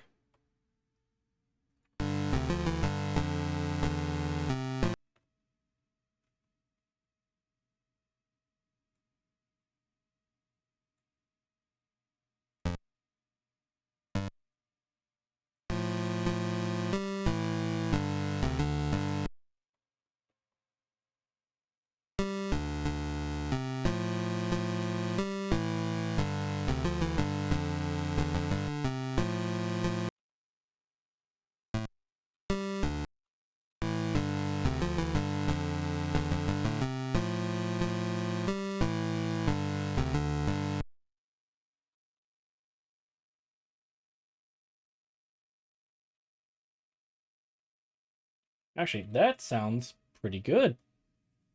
We got the extra rhythm in there.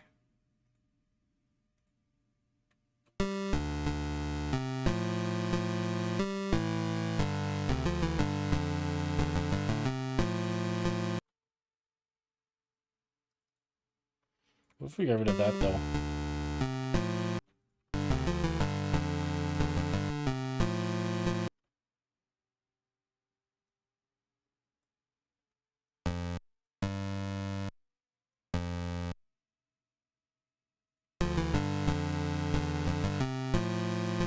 There we go.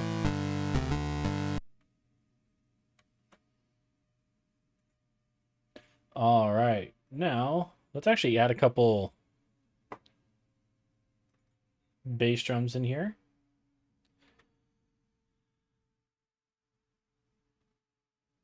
Oh, we actually don't have a DPCM track for the bass yet. What's that?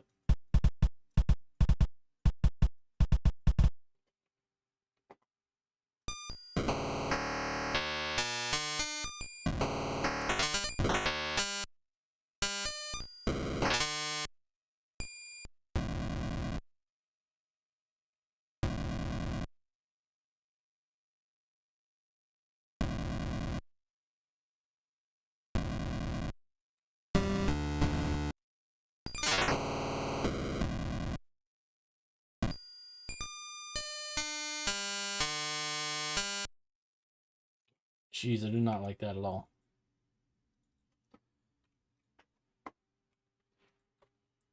So let's try switching to this. Bass and the snare. We need to add a new instrument.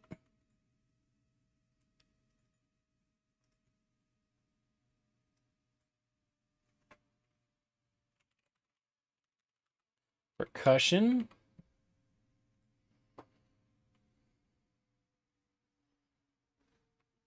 And, oh, sorry, we need to assign these, don't we?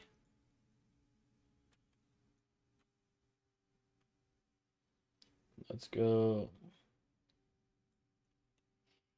here and here. Oh, wait, no, that's a bad one.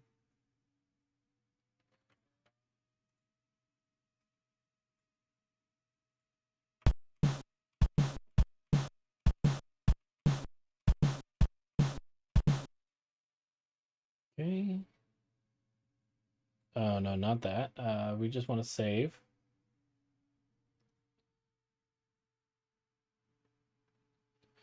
So let's see, where do I want this drum?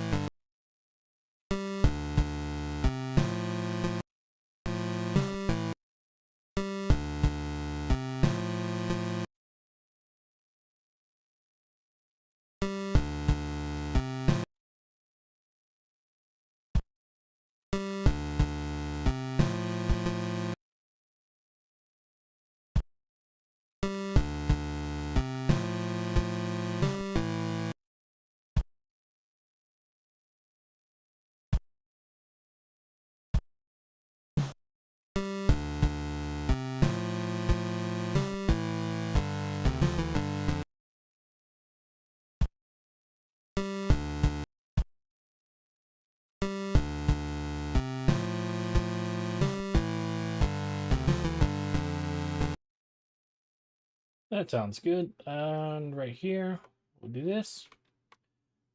Control C. Head over here. Control V. Now when we go back to here.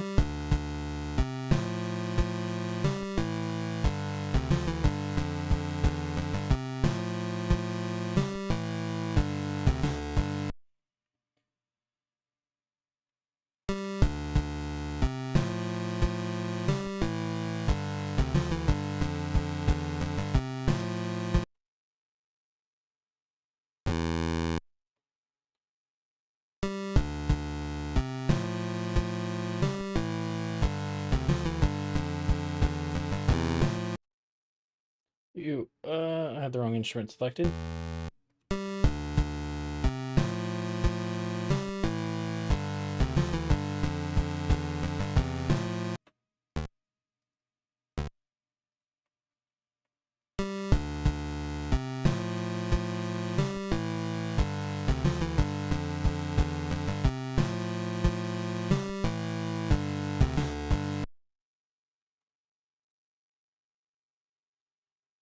All right. Now I need to figure out how to make a. What is this? Loop. Toggle loop mode. Yes.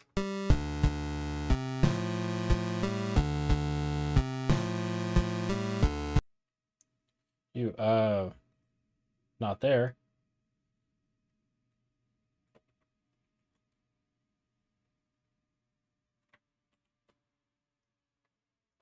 This is what I want to loop though.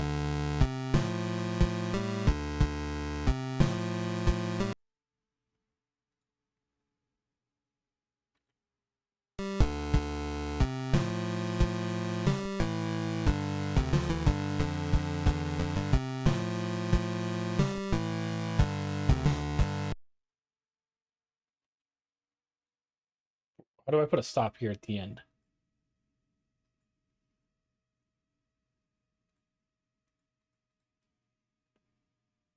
That's what I want to figure out, is how to make it loop.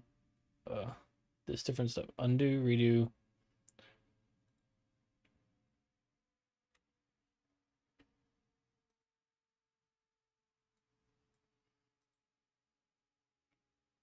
Arpeggios? No, I don't have any arpeggios.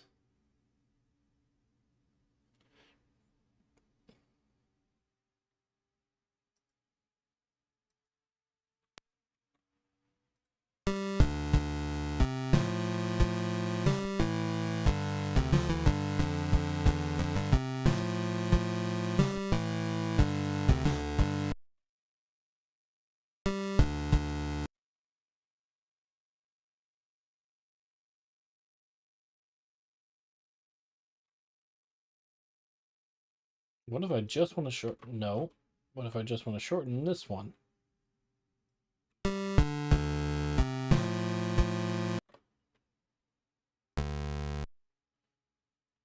see. You're right there.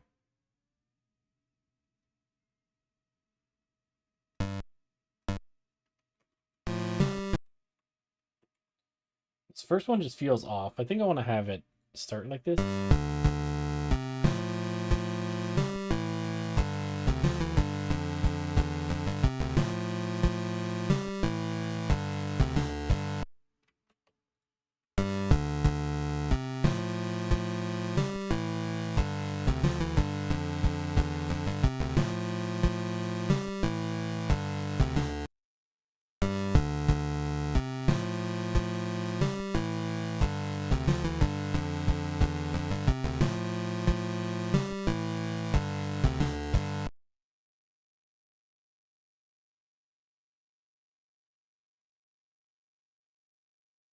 All right, well, I got that started.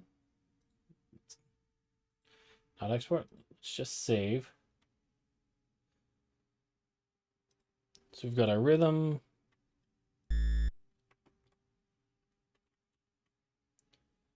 We definitely need to add a little bit of bass in here, though.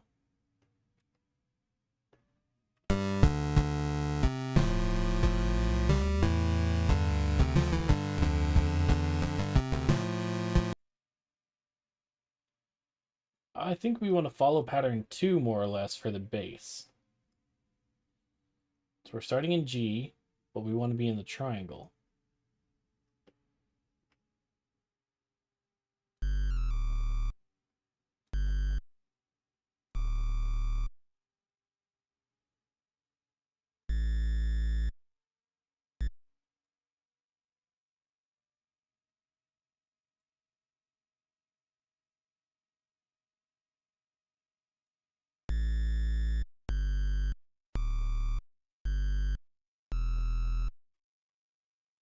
No, not that one.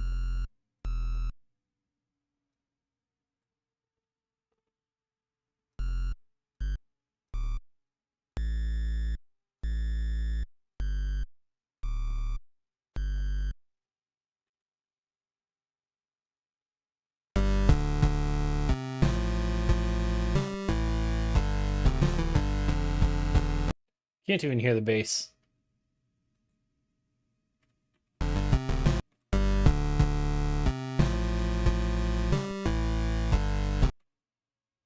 You can kind of feel it.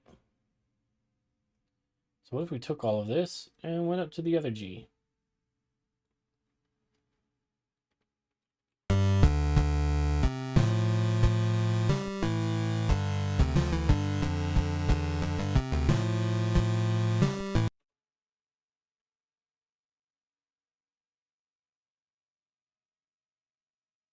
You know what? Let's take it a step. Let's just take it a half step up. You know, you can really hear it there.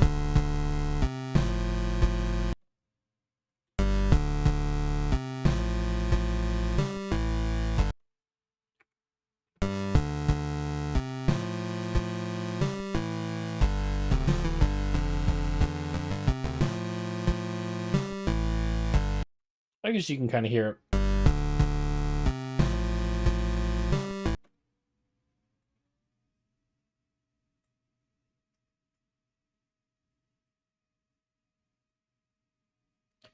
But let's change it up a bit.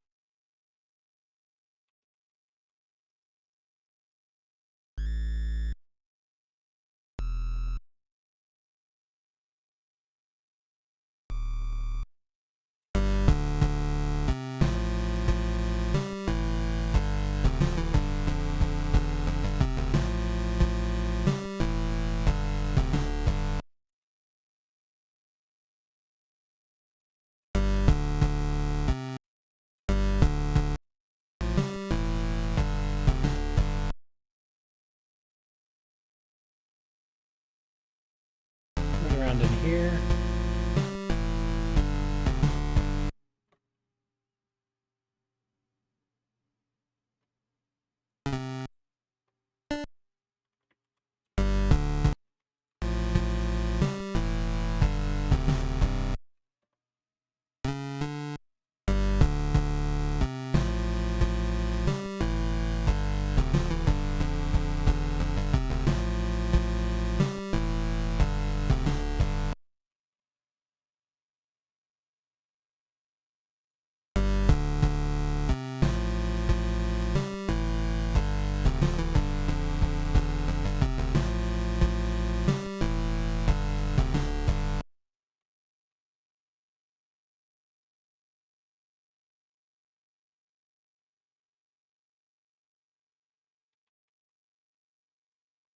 Oh no. That. Control C.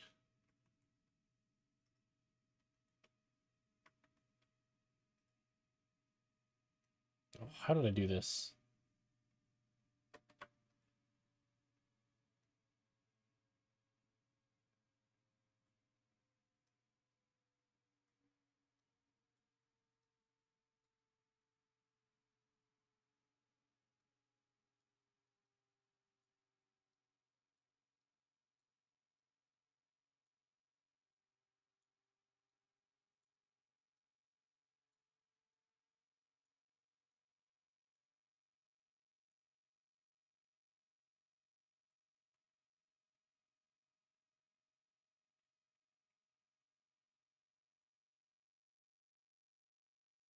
So if we do this, we should be able to export.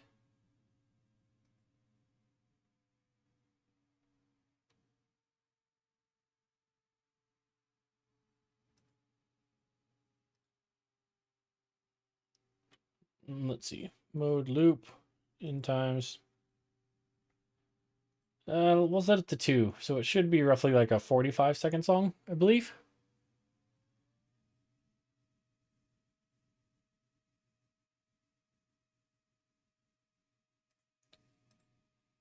MP3. Oh, we can do the OGG Vorbliss format too.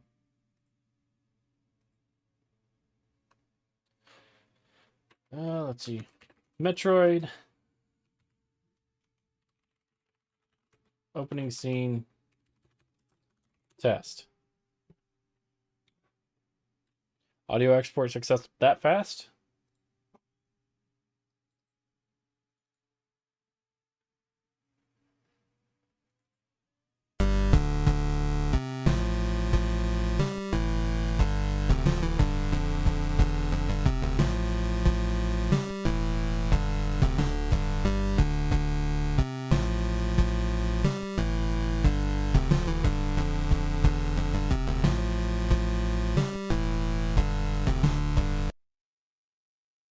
What?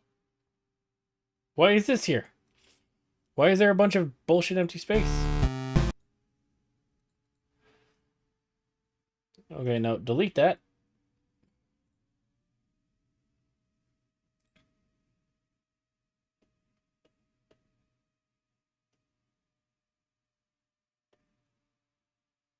Project settings.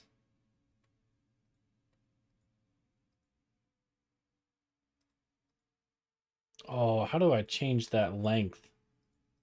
We did it in the tutorial, just don't remember how.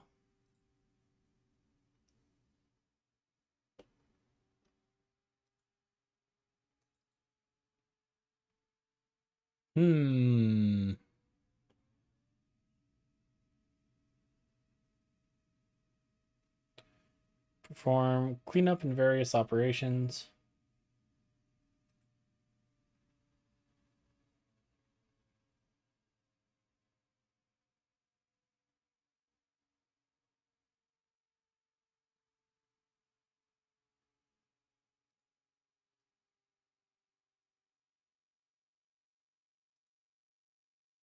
Oh, there it is. Song length 8.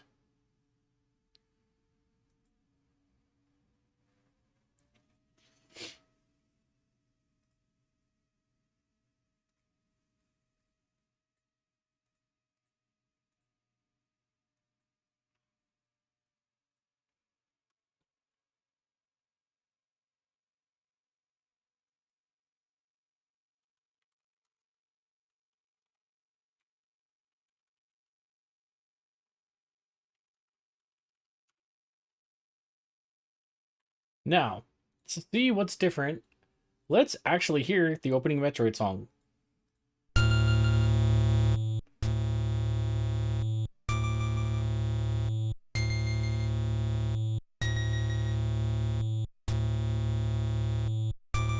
It's a lot of very dull stuff. They kept it a little simpler than I did.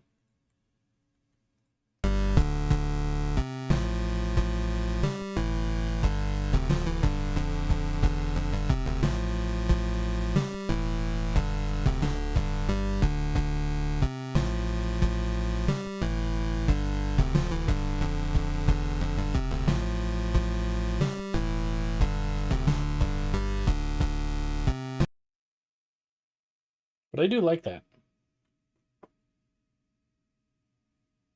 Let's shut that down for a second. So now we actually have a couple things that we could send out just as little random things.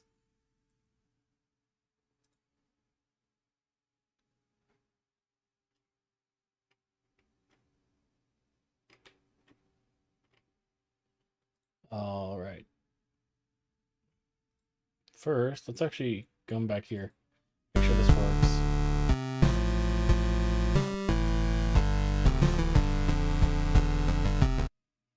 So we've got that. What if we want to export it to that other format that he was doing?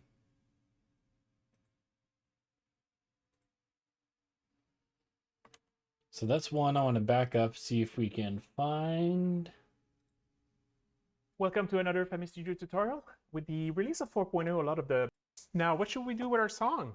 I mean, so the export menu is in the... of them, actually, the only one I'm going to cover is video export because I think it's very visual for this, this tutorial.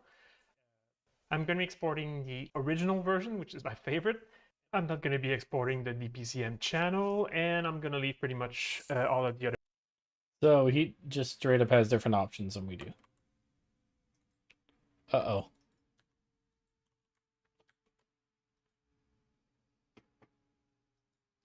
Well, I think that's the end of our stream, unless things are going to catch up. Ah, there it is. Okay. All right, we had a little bit of a freeze there. Hope we're back. Any drop frames? No, you're good in that sense.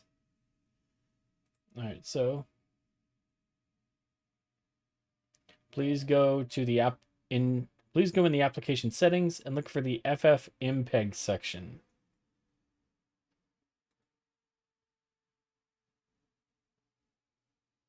FFmpeg.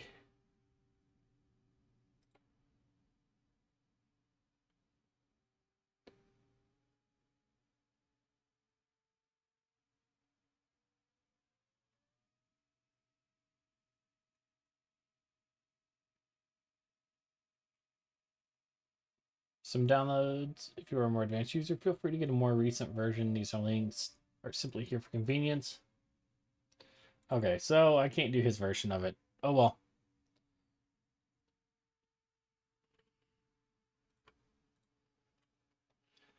All right, well, we got our first actual MIDI track done.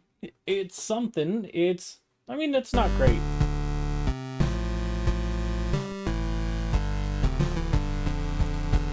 It's just using all the bass assets too.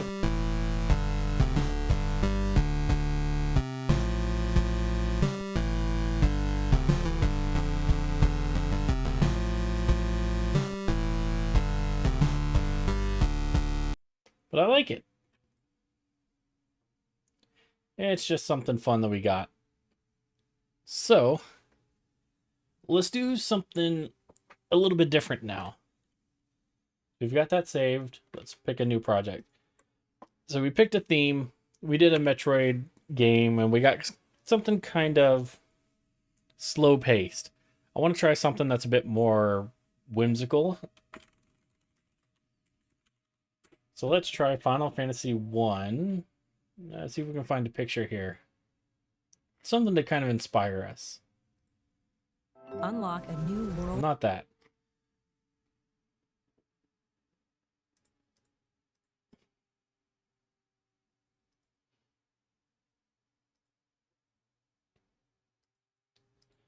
Yeah, here it works well, kind of like an overworld theme. So that's going to be what we're basing this next project off of.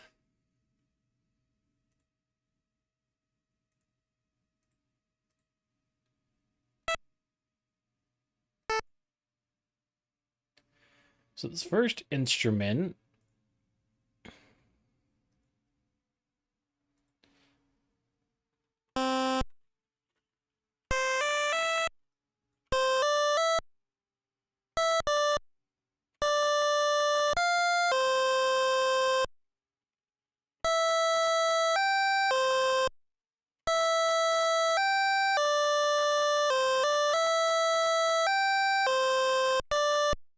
well, we got the old Zelda theme still.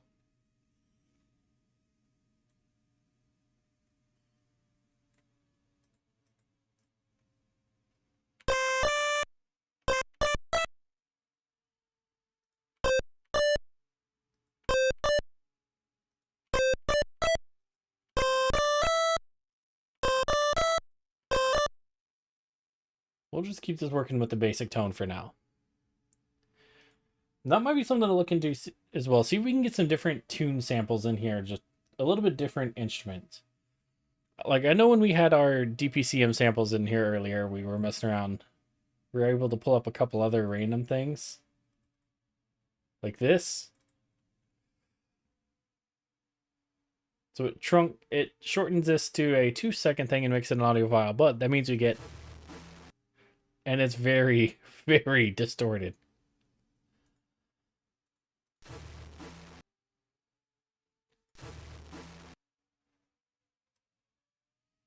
What if we did it here instead?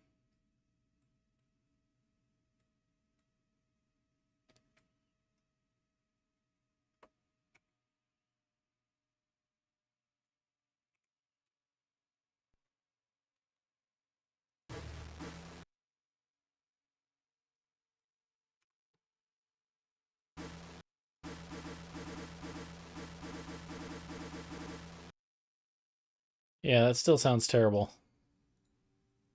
Yeah, we're going to delete that. But can we add some other instruments into here?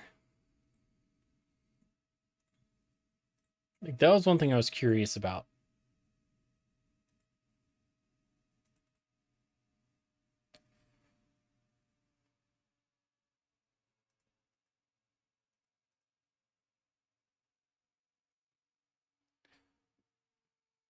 So it has a bunch, but when we try, it uses an inactive audio expansion. So maybe this is one of those things that we can tweak. You know what, before we work on that, let's try and figure that out.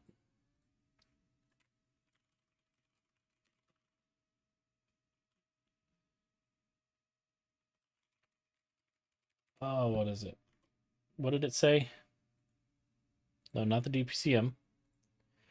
Instruments. Inactive audio expansion.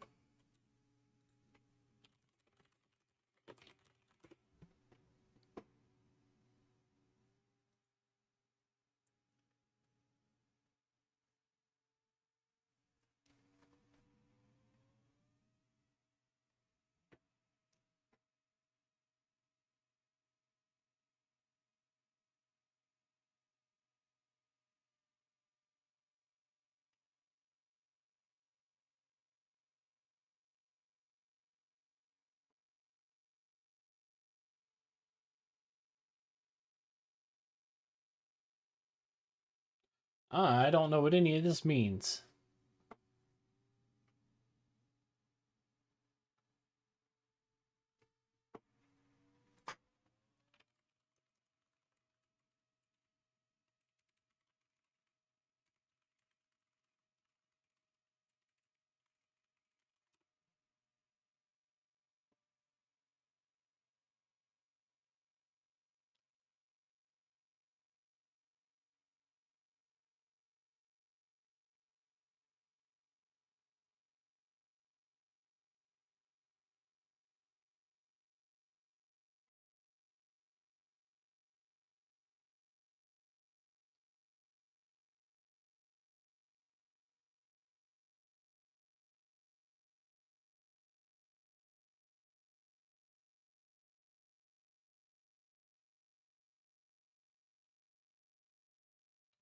Hmm.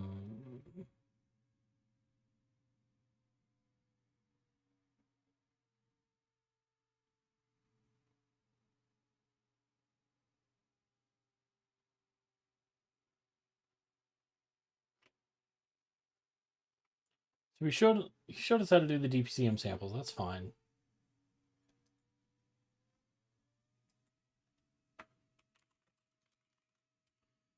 I don't know what to do.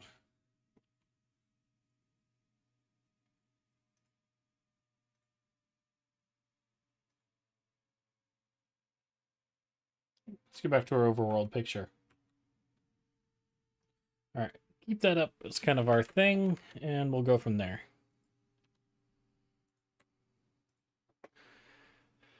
So if we want something that's a bit more FF themed,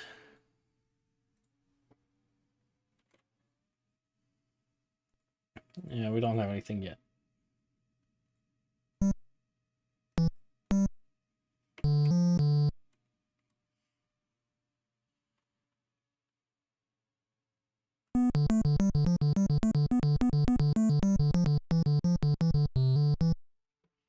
Something like that.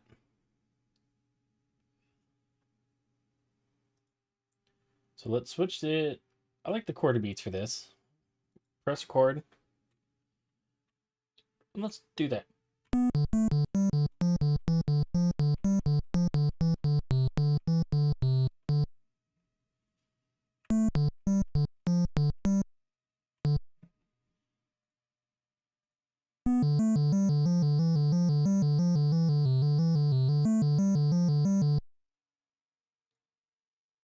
Something like that. Why does that sound familiar, though?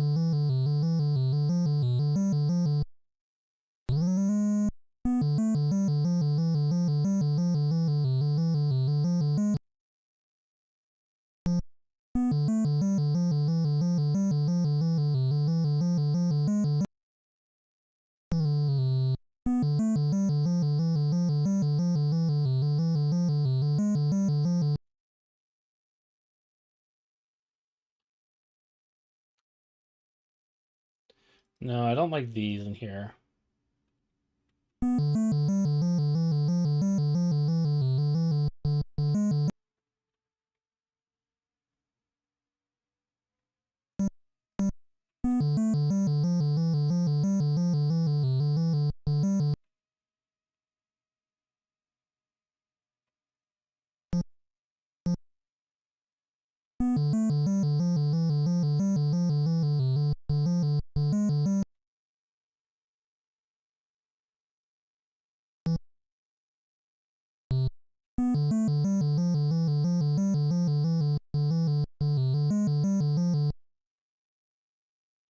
That's kind of a neat one.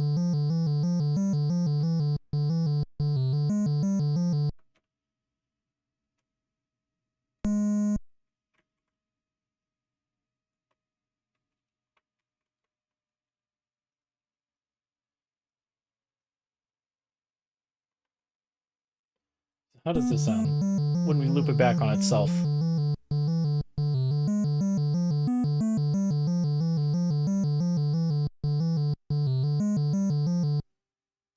That actually sounds pretty good.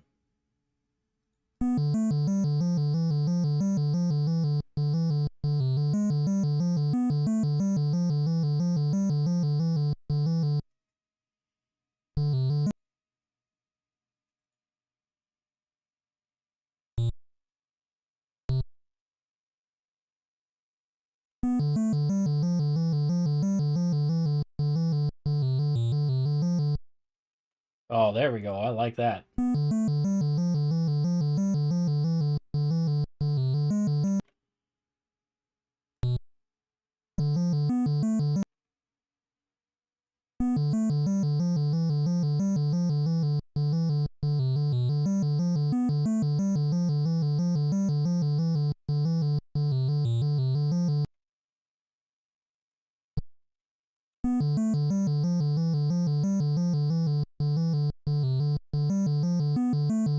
There we go. Just keep it empty.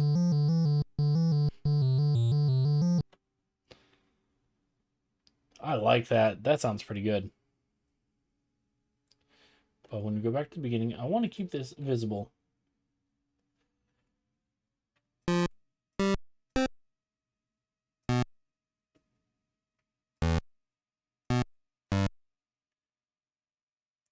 You know, I started with that, but I'm opted to make a bit more of a battle theme in this one instead, I think.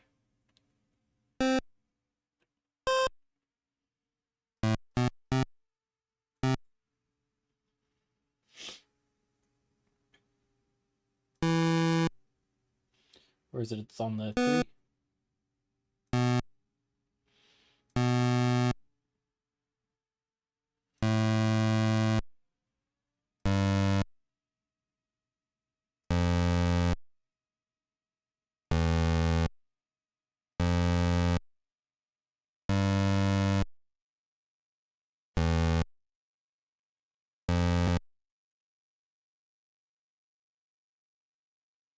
No, I missed one.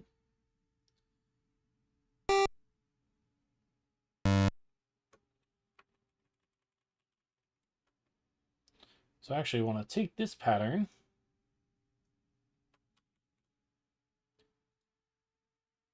and copy it here.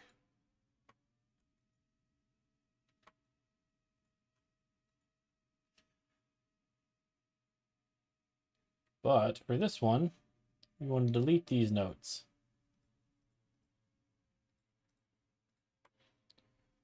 And we want to take all of these.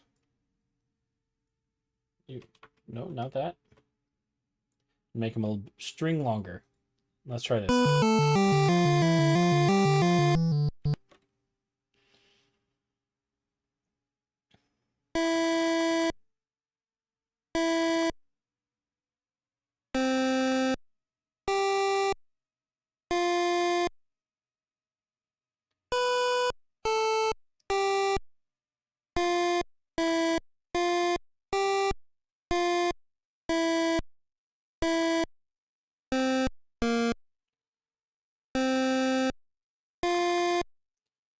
Now we're going to take this entire section, and I don't want it to be that high. So we're going from a B, we can drop it down an octave to another B. I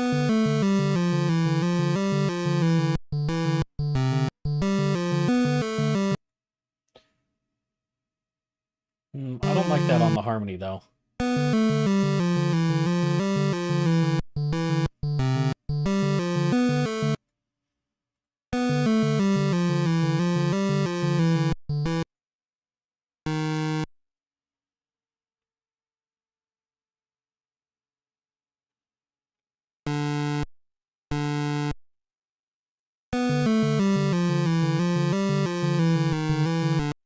Oh, that's a sharp no.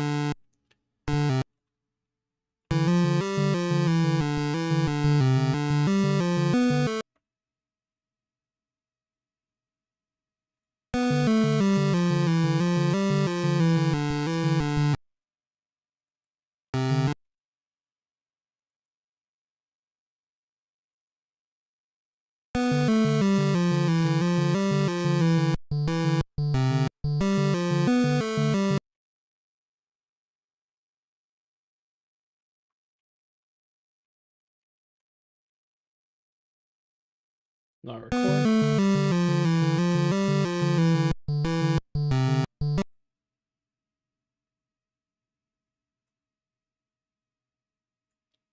What if, actually, let's try this.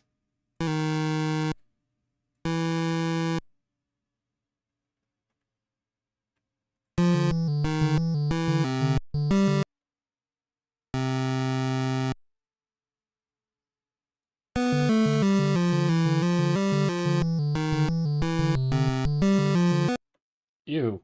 Oh, that sounds terrible.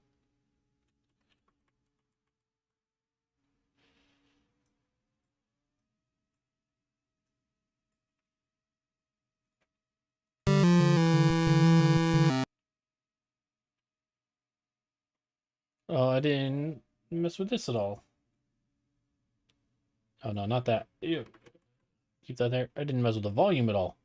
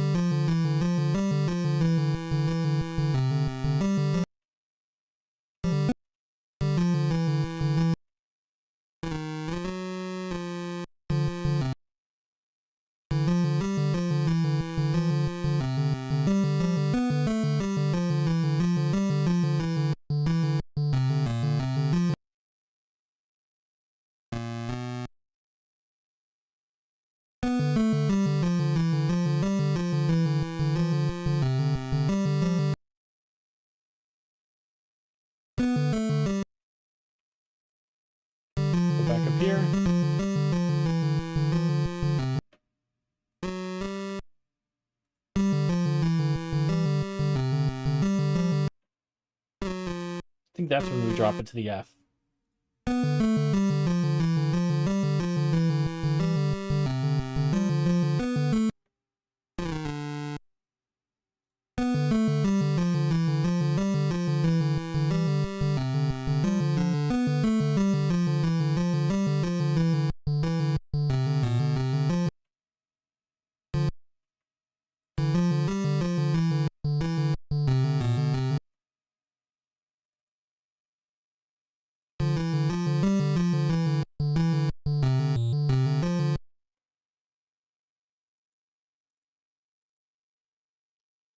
From right here.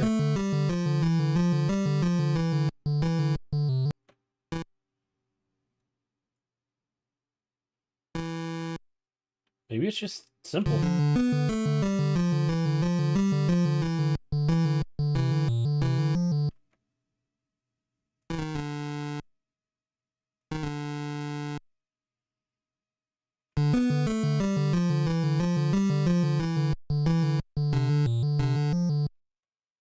I like that. You can kind of feel that bass in the background carrying it as kind of that underlying tone.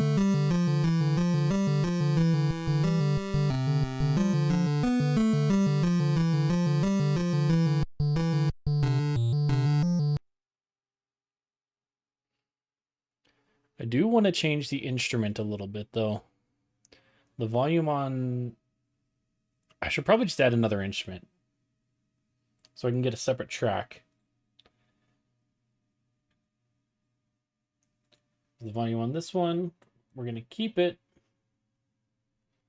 We're going to keep it the same, but we want to lower it a hair. I also don't like this color. Let's go green.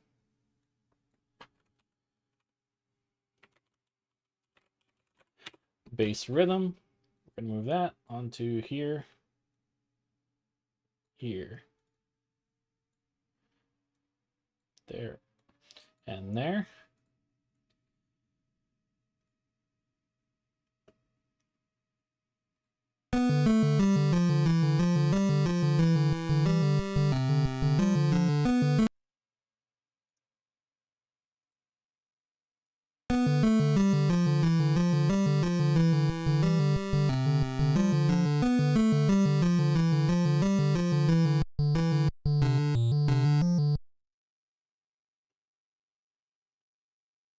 I really like that, like, offbeat emptiness. Can we do that to this? What if we just kill it a note short, so it's like a dotted eighth note instead of the full quarter note?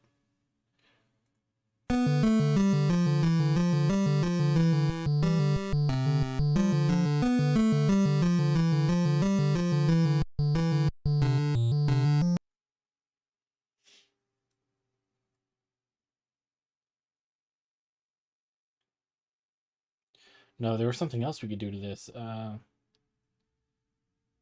Toggle release.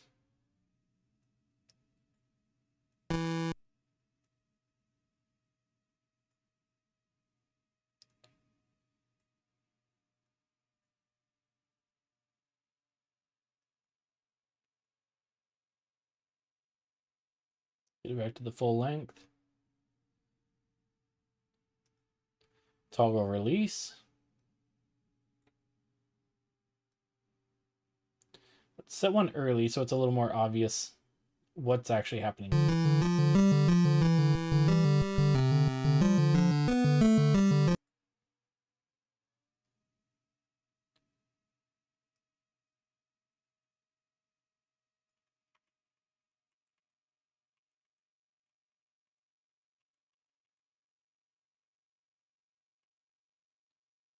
That's not quite what I want. Toggle slide note.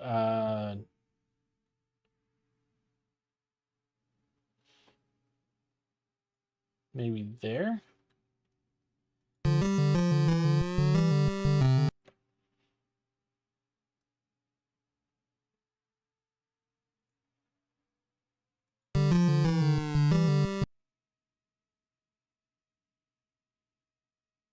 No, I don't like this slide.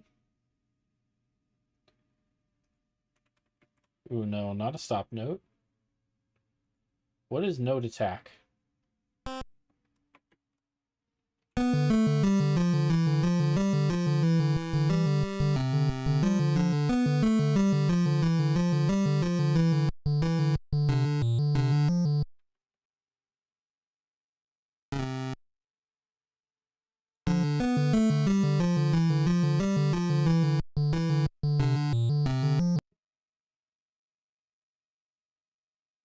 I really like that for kind of a main battle rhythm.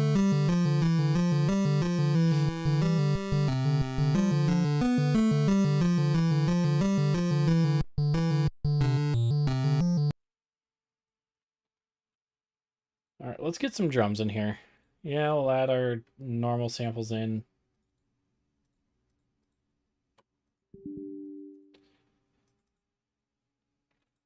Really, I hate that I can't add two at once.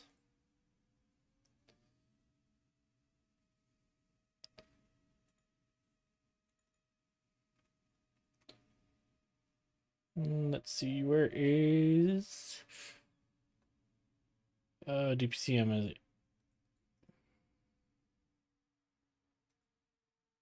Oh no, not that. So we got our DPCM.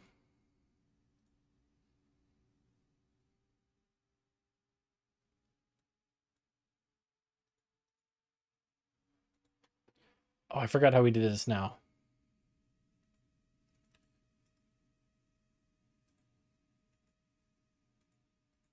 Was it just click and drag? No.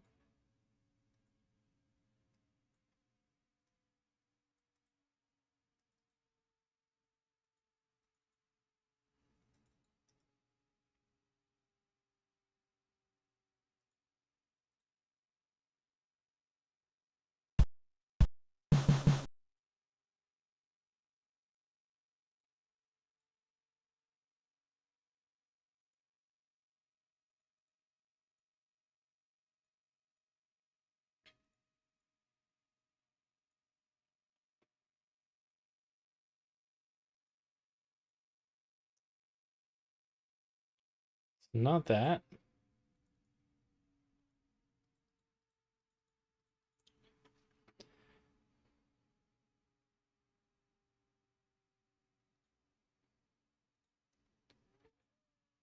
Shit, how did I do that? Oh no, not there.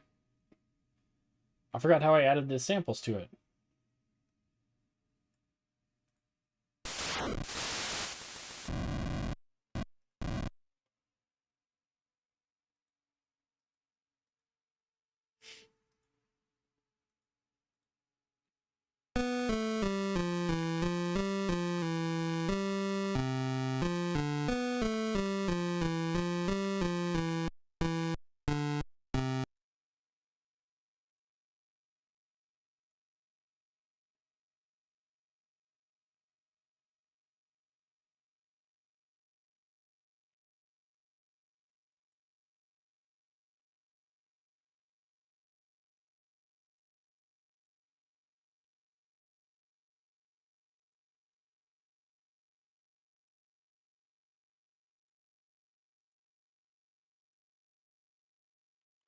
All right, I'm gonna have to go pull that tutorial back up again because I don't know why I can't remember that.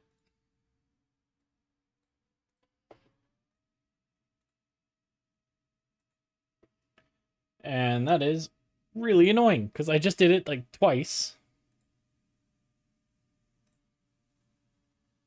To kind of create really quick a second version of the song, but this time I will be using different color just to, by pressing the little folder icon, it's going to ask you to open. Here I'm just going to open, but I'm going to be doing any of that. There's also a bunch of parameters. DPCM instrument that has been. That's what it was. And regular instrument.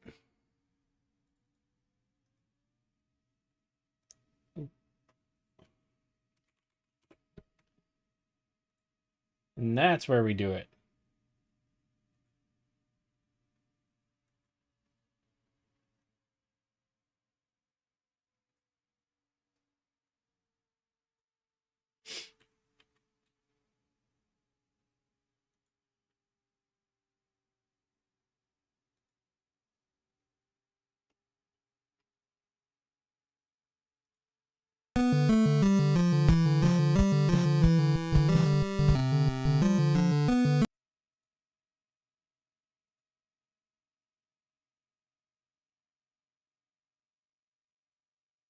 So it should be.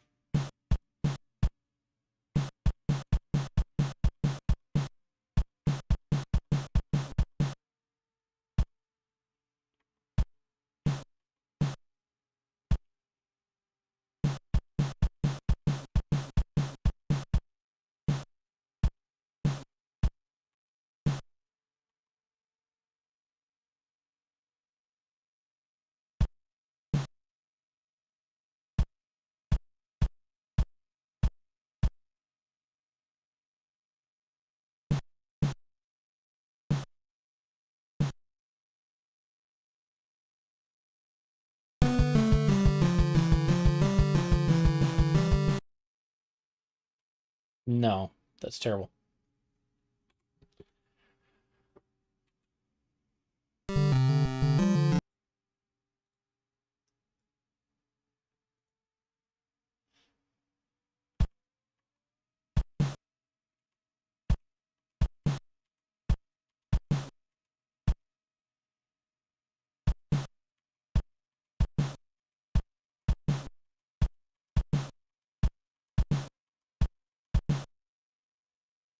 I messed up the rhythm there.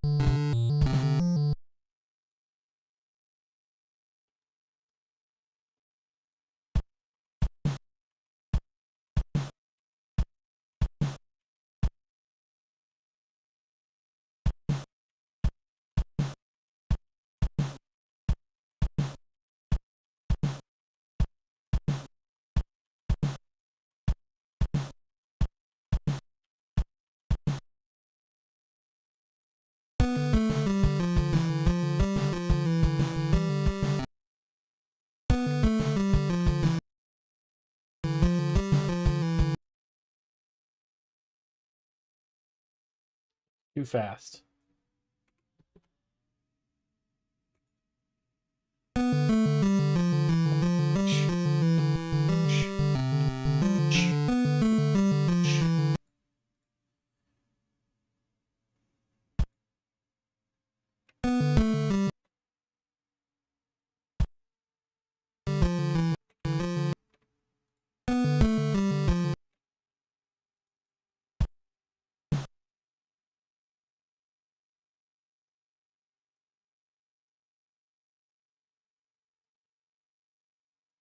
One, two, three, 4, 5, 6, 7.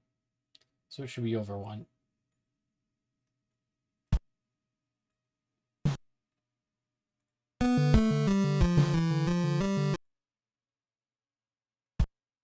Should it?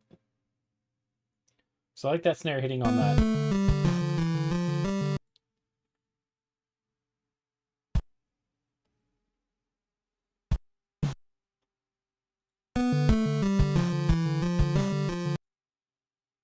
Oh, I think we wait another one.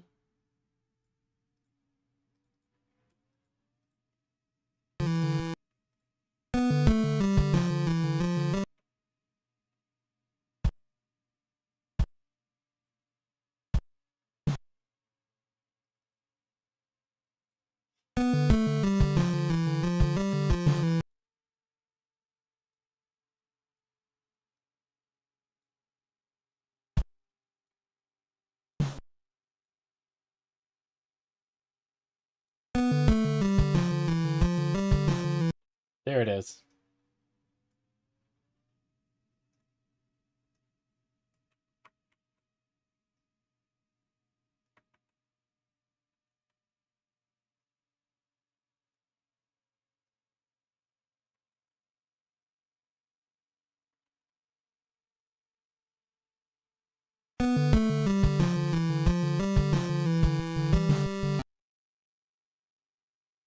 Why is this one off? Did I copy into the wrong spot?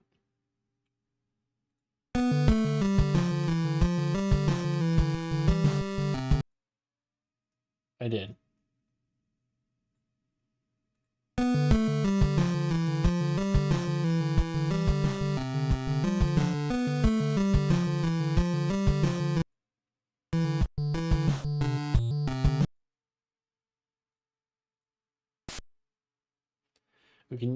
I can use the noise for the hi-hats.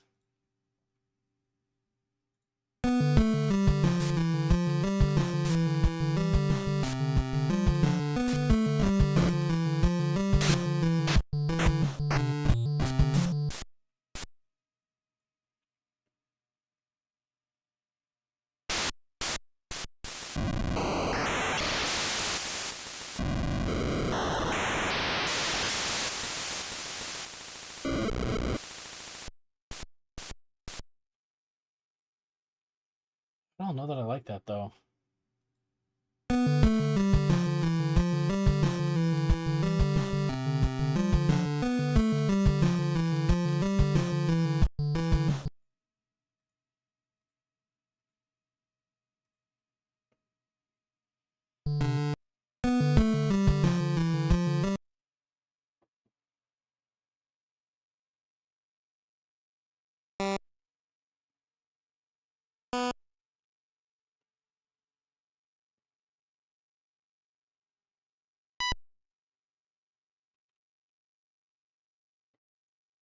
I do want another instrument for this though.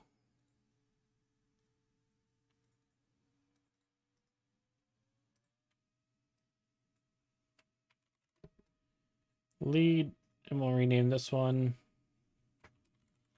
for the harmony. We definitely want the harmonies to be much lower. And harmonies, we're going to put on all of Unit 2.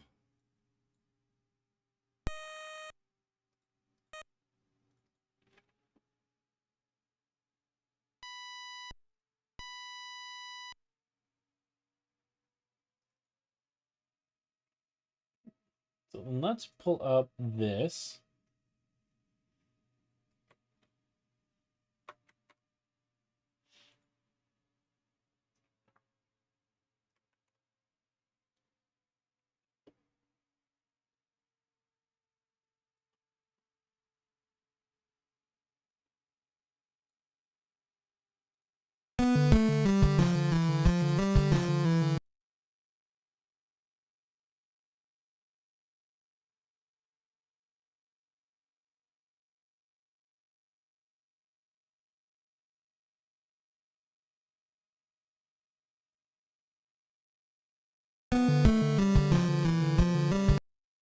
That sounds terrible. I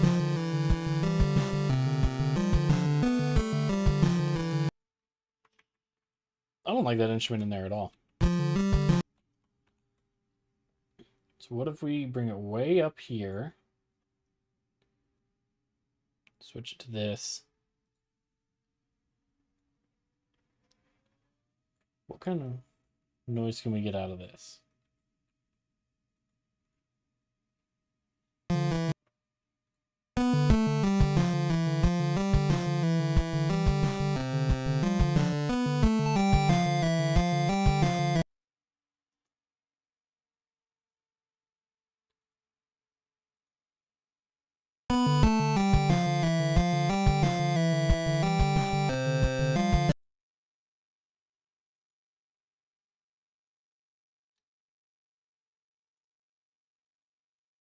What if we just kind of match like the main beat of it?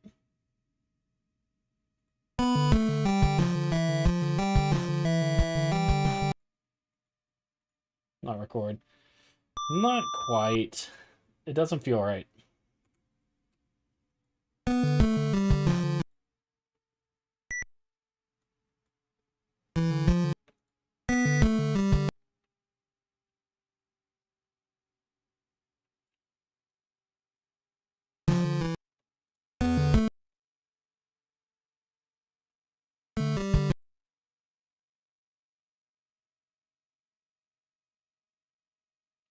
What if we did the harmony with the bass instead?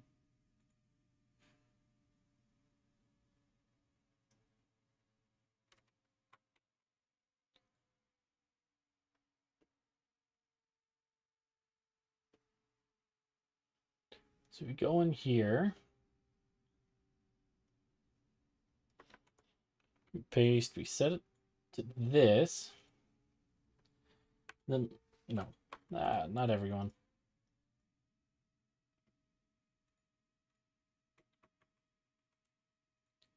Let's just get rid of all these.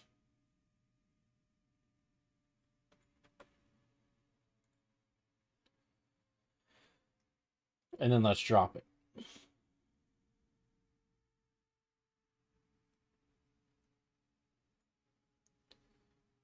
Let's start with a full octave and just see how it sounds.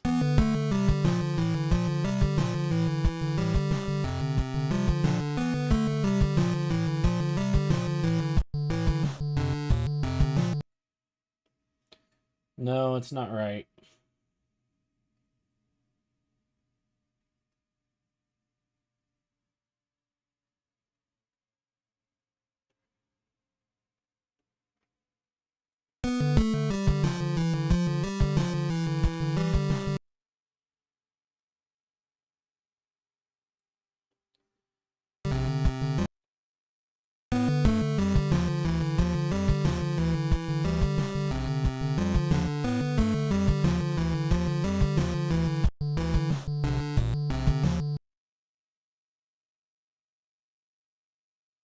Something off with it. I can't find the right starting place. I don't like that harmony. It just doesn't flow.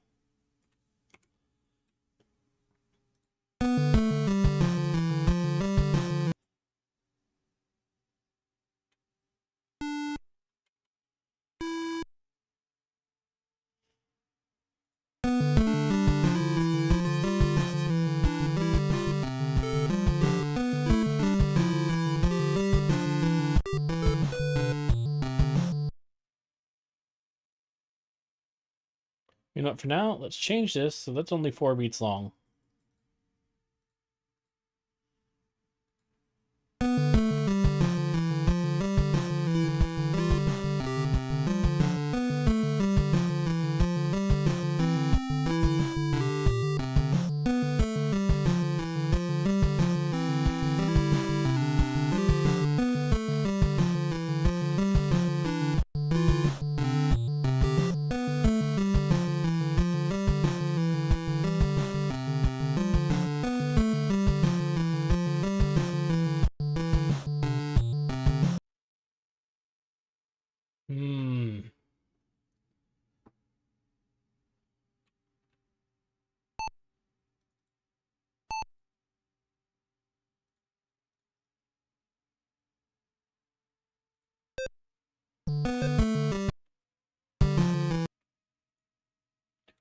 That's not a bad idea, though.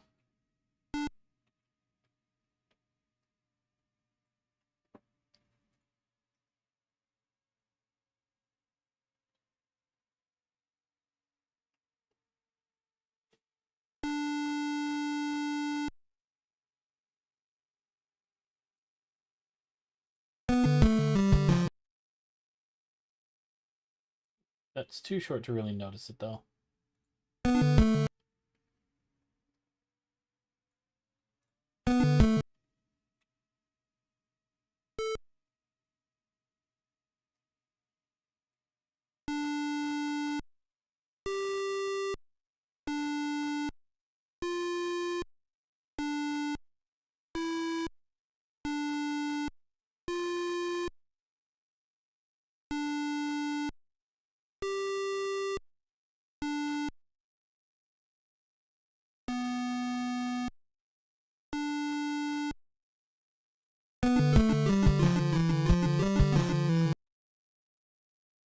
There we go. That's a fun little addition.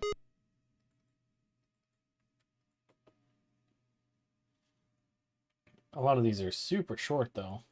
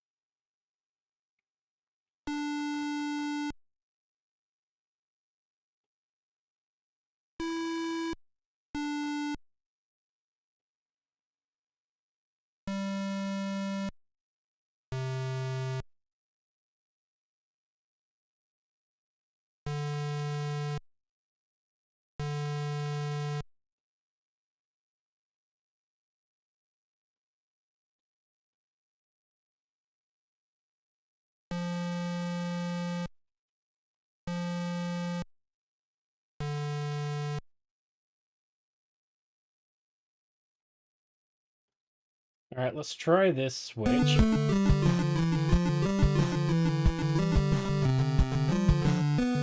No, you can't really hear those.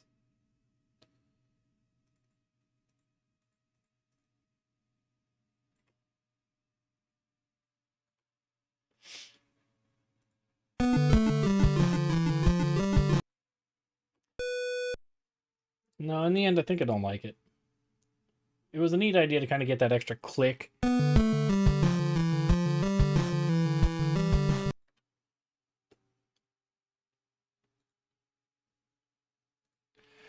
But I think we need to up our BPM.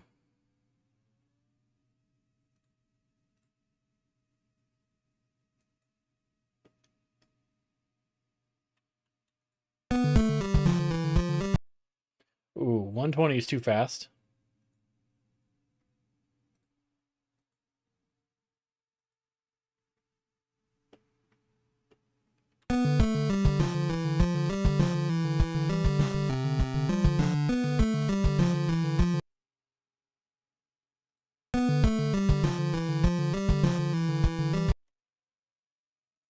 No, I guess I like the 90 that it was on originally.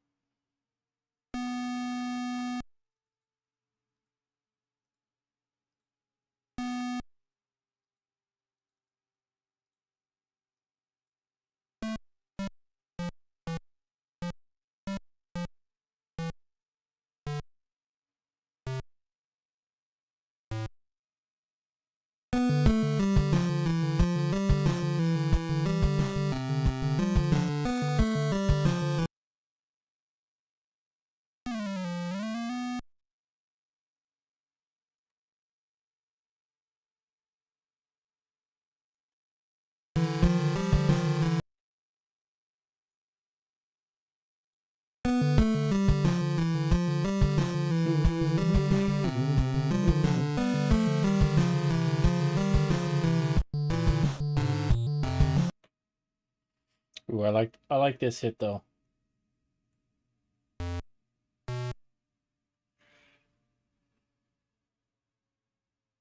1, 2, 3, 4, 5, 6. 1, 2, 3.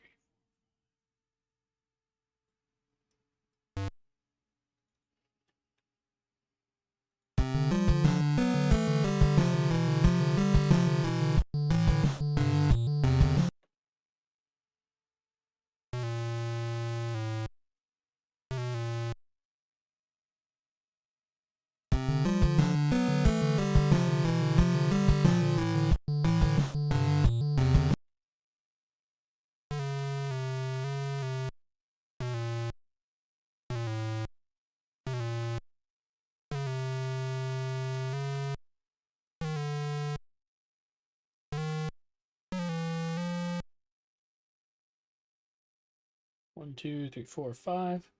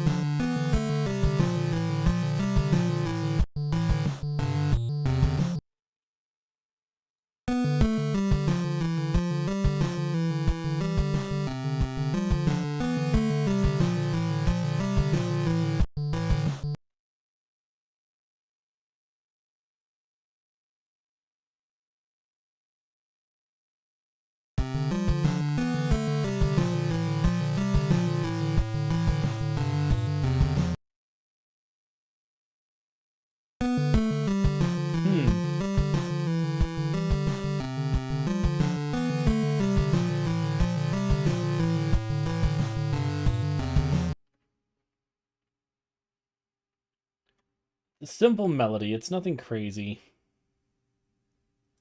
But if we just got rid of like every other one here, just add that extra like done.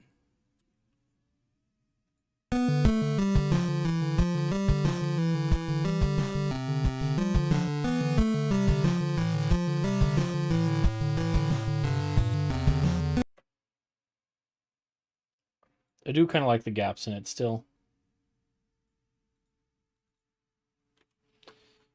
No, we want that, and then that.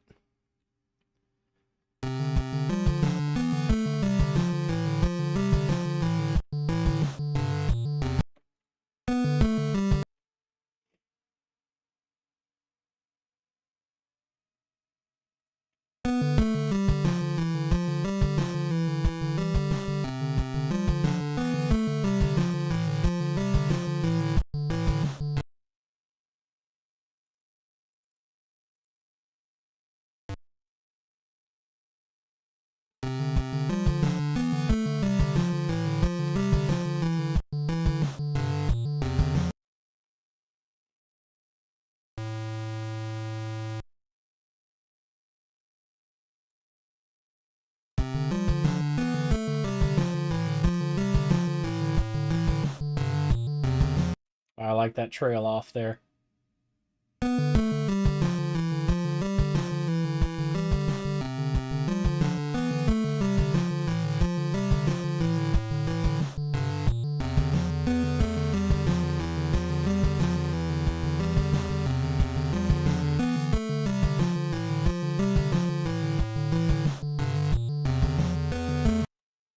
Why does that keep staying there?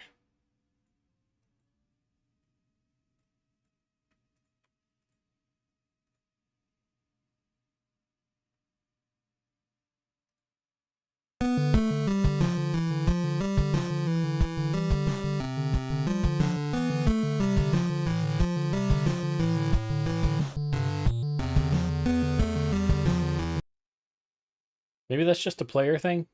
Because it shouldn't do that when you're actually looping it through the main track.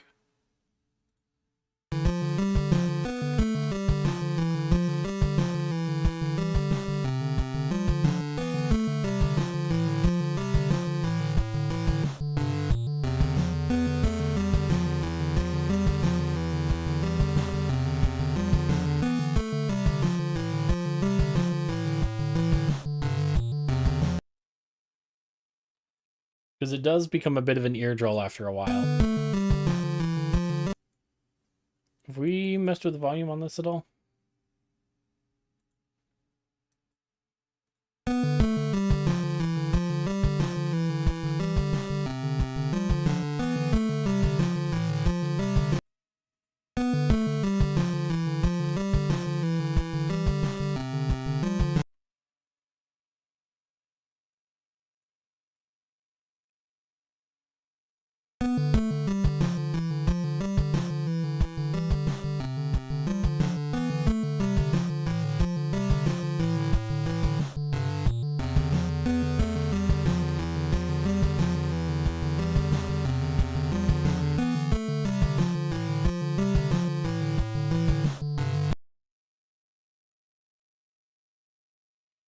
So then the question is, do we add anything in here?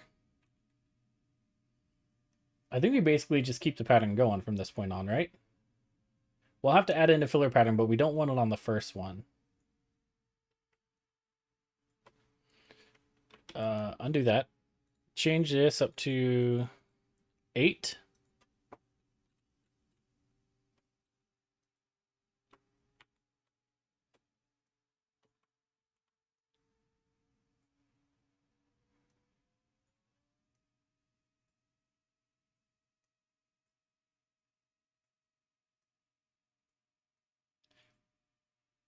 So I'll set these up 2, 3, 4, because we're going to repeat those. I'll have to get a filler pattern for here.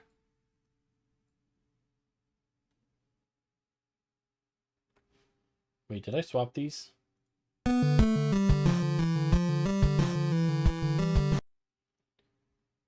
No, it's just, it relabeled them. Something weird, somehow.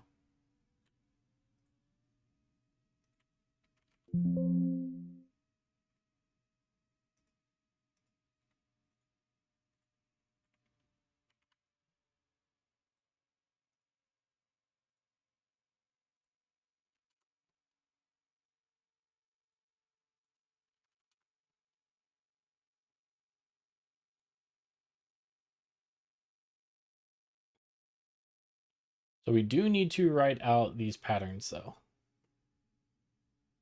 because we got to get this to fill in for the rest of the song.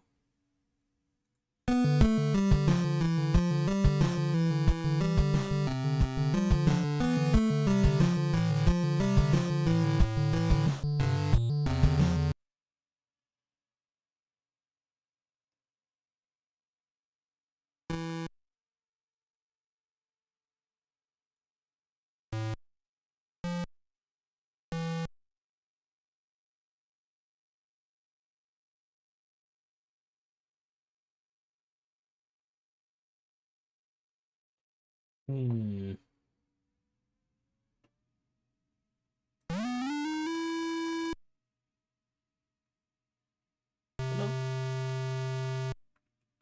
Yeah, what if I bring this up?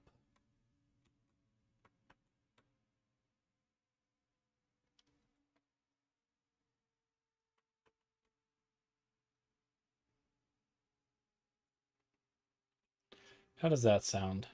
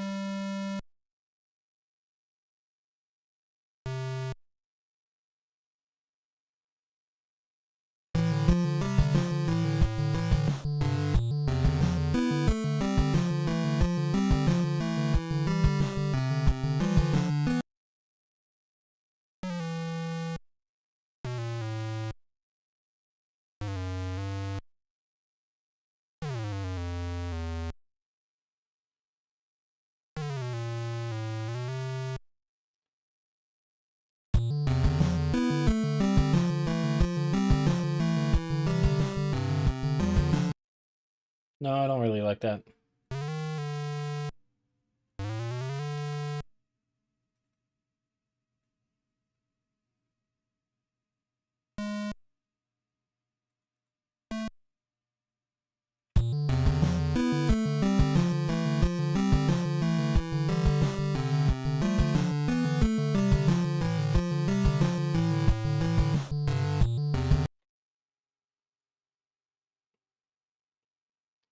Like, it's just something, but...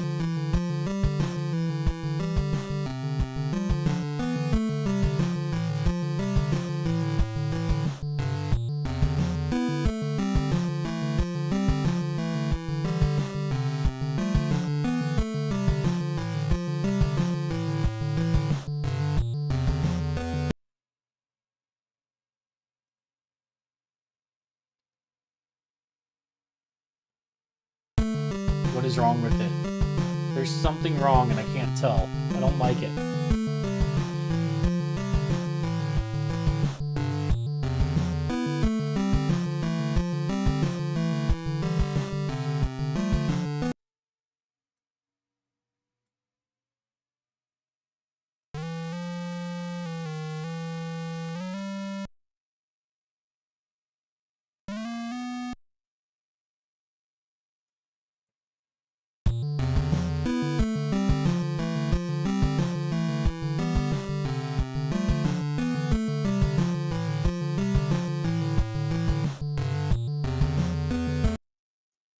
There we go. That fits it much better.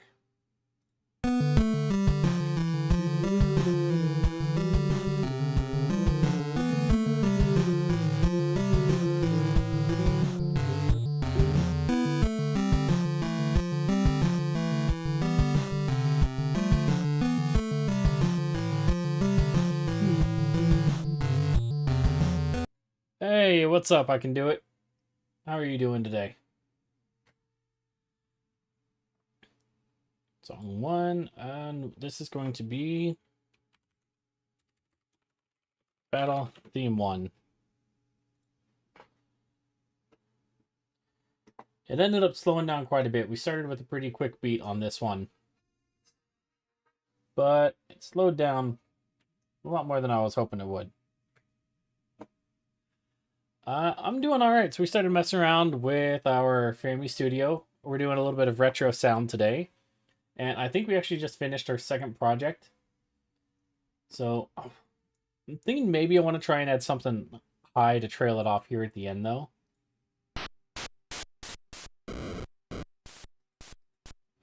But I'm not certain. Anyhow, we've got our songs exported. This one was actually a pretty quick software to learn. Where was it? Open location. So we've got this one that you just heard.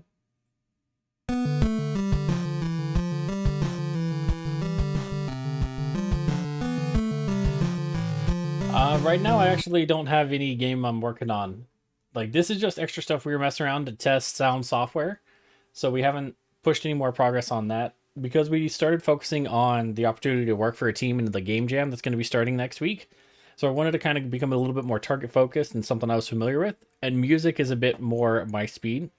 So for now, we're switching it up and going over to the audio design side of things. But that one was designed with a Final Fantasy picture in mind. Just kind of our inspiration. Let's see if I have it up anywhere still. I don't think I do. No. So we got that. And then we also had one that we took the Metroid opening screen and we thought, let's make a new theme song for that.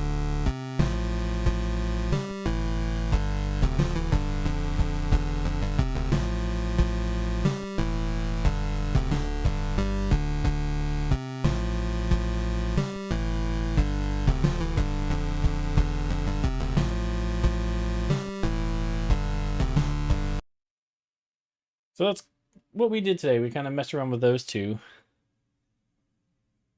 The only other one I could potentially add would be, we got a little extra time.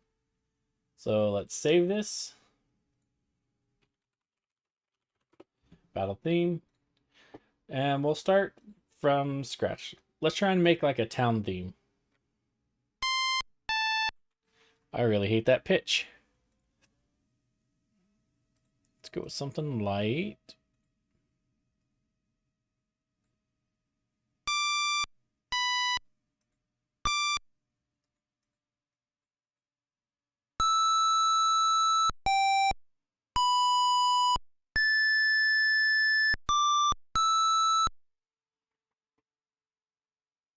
What does it sound with these all the way up?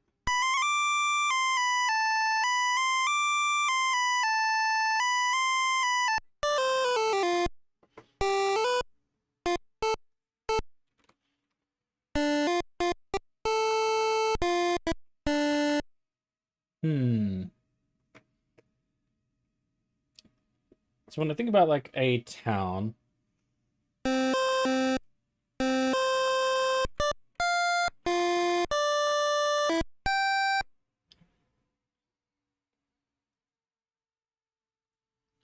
what kind of vibe? We want something a little more upbeat, a little happier. We kind of want to stay in our higher octaves.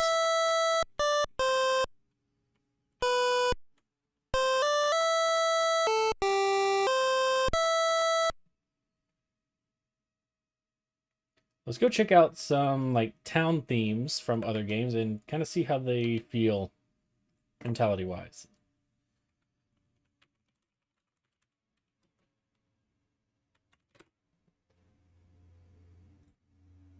On Mira. Gonna get a feel for what other people have done first.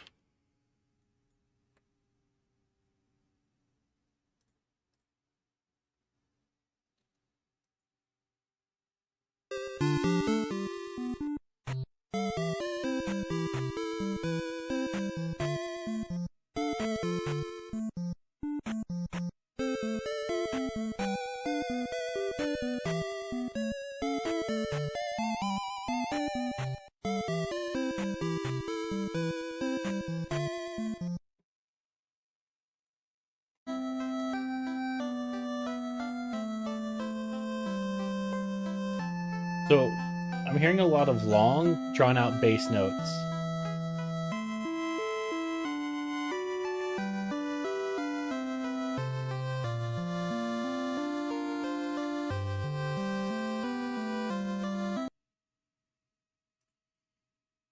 So let's start there.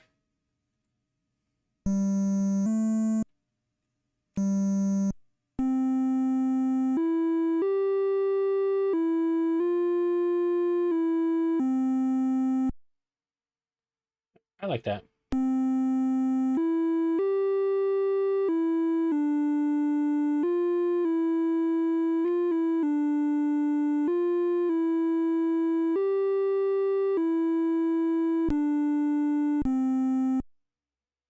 I don't like that ending though.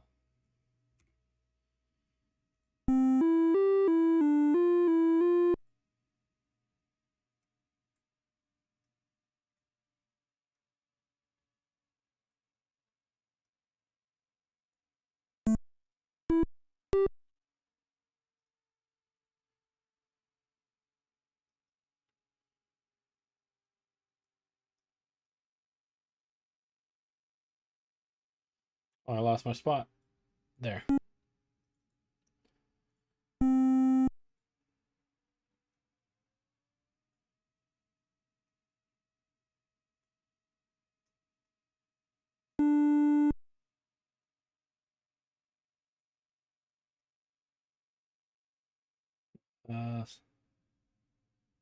Let's just do it up to here. Ooh. Oh, that sounds bad.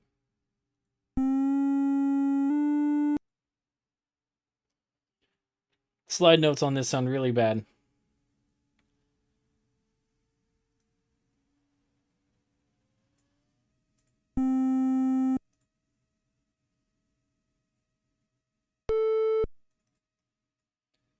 Bring this down an octave. Where's my C note? Right there. Oh, did I go too far down?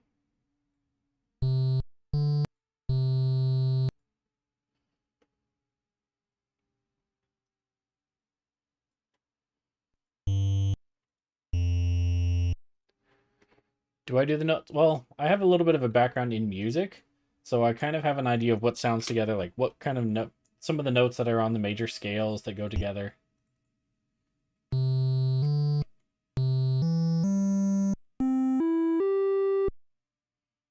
I think I liked it back where it was originally.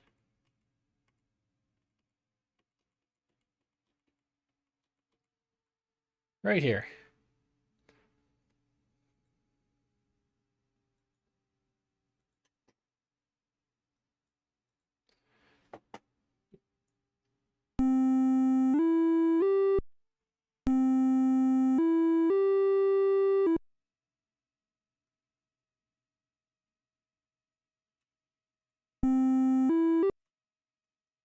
Need it longer.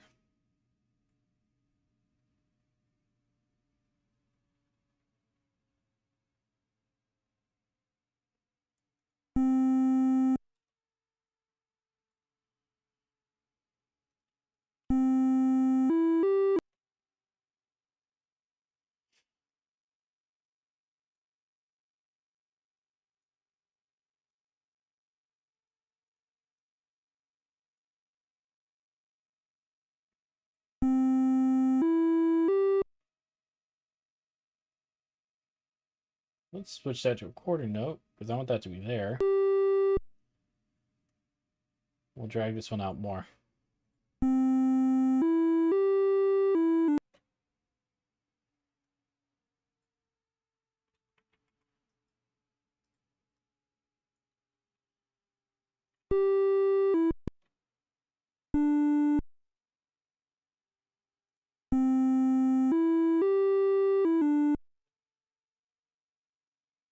Maybe this should be shorter.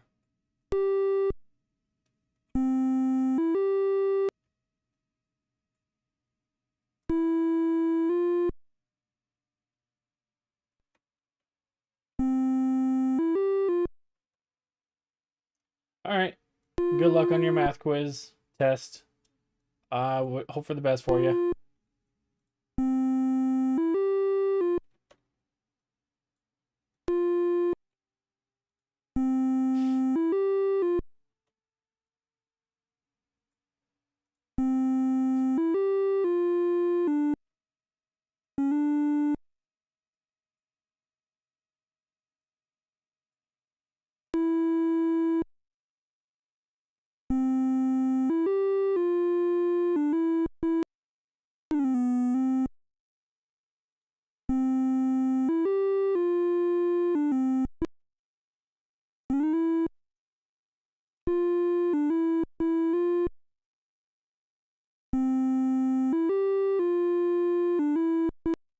I probably will stream tomorrow.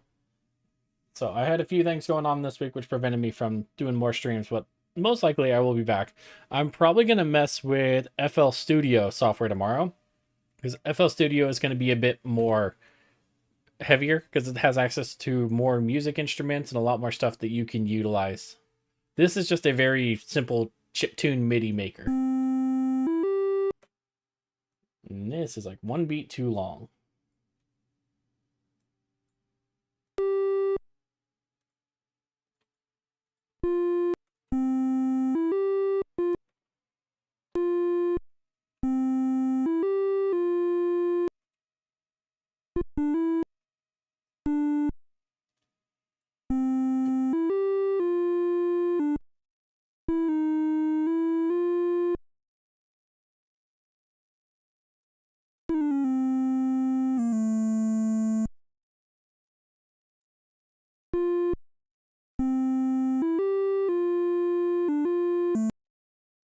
Too far.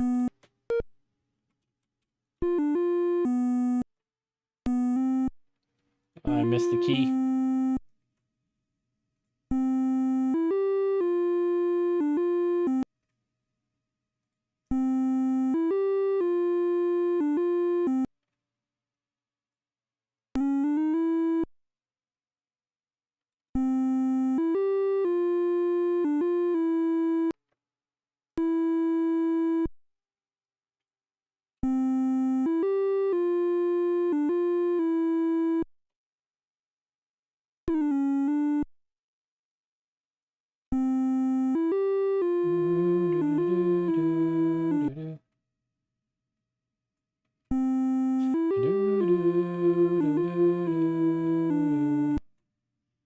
No, it hits too early.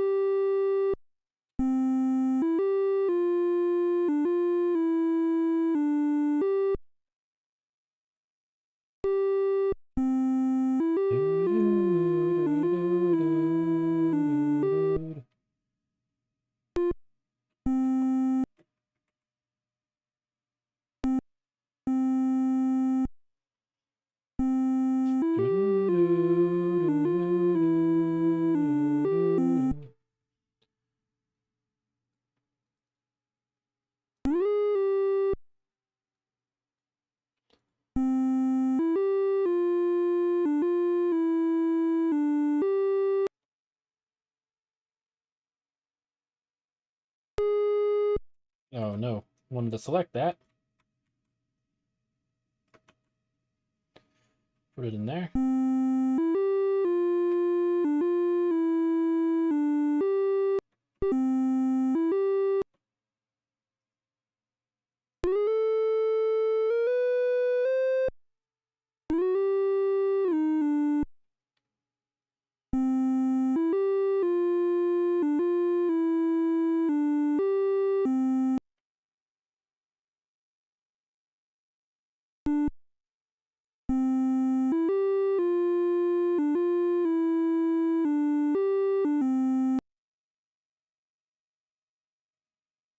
No, that doesn't sound right. I thought I had it.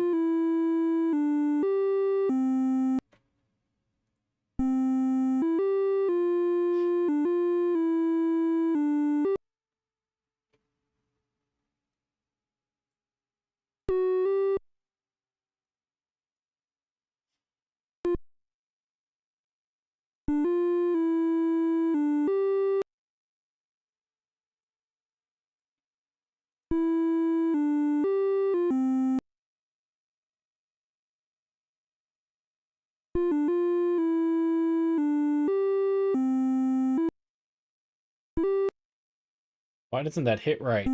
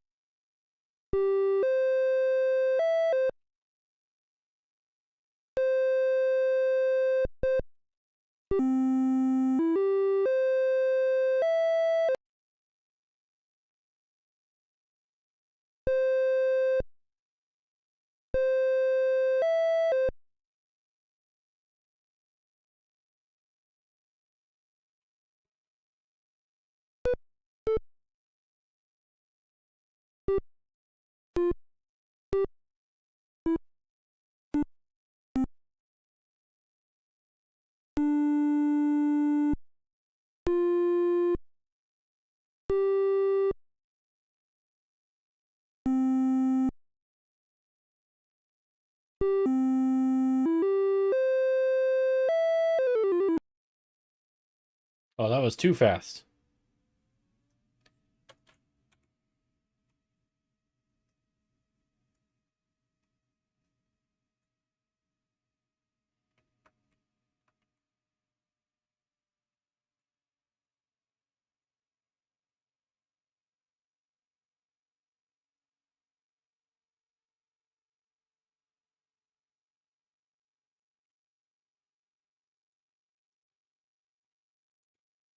Nah, just get rid of that whole thing.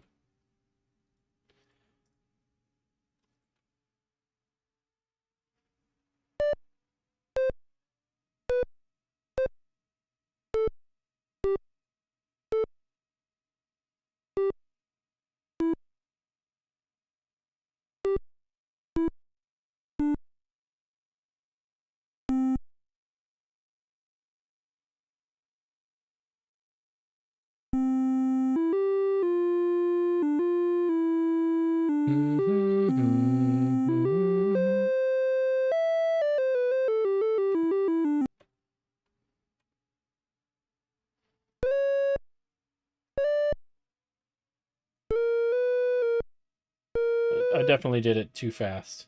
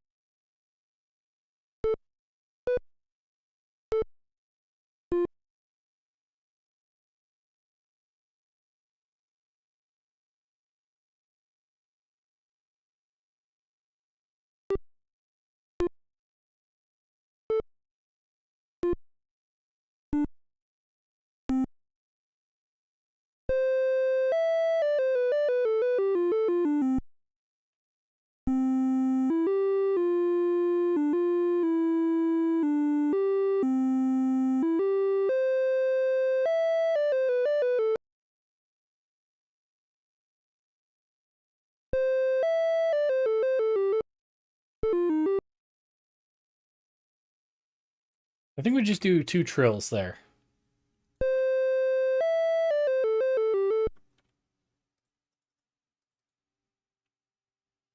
And let's move these back up.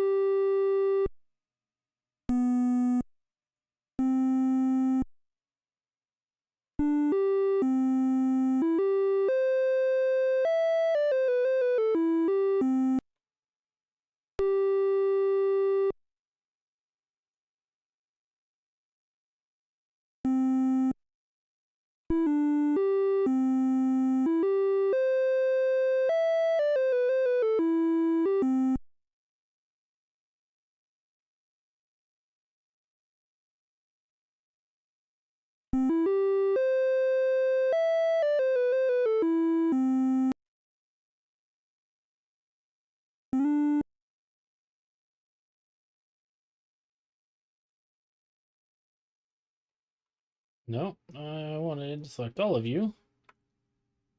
Move you there. Let's see how it sounds on a run through.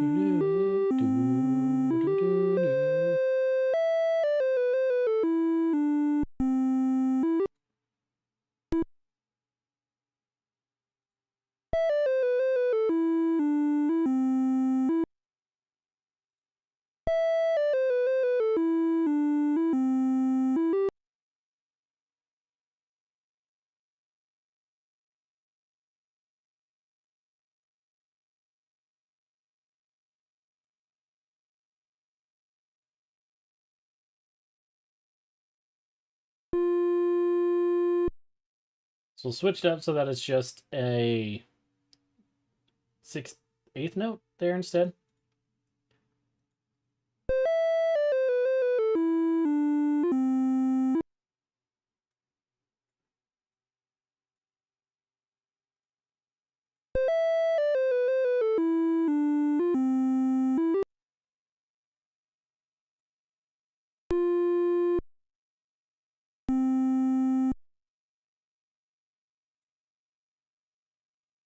Maybe we just need to lead into it.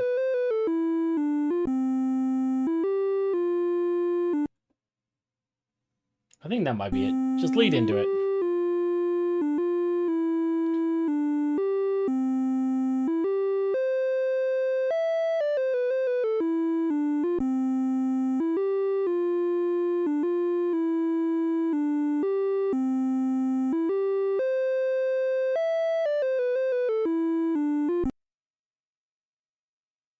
But we don't want that long trill there. We want to end it with something a bit higher and more sustained.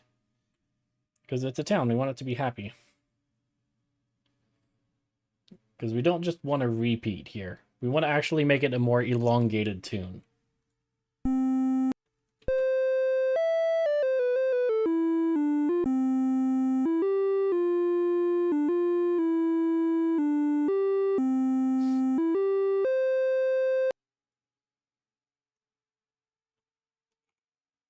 Ooh, no. Ah, that's right. Oh, that's right. What if...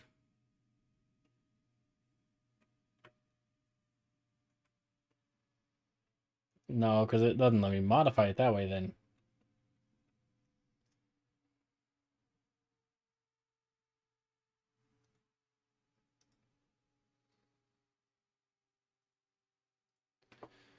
Hmm.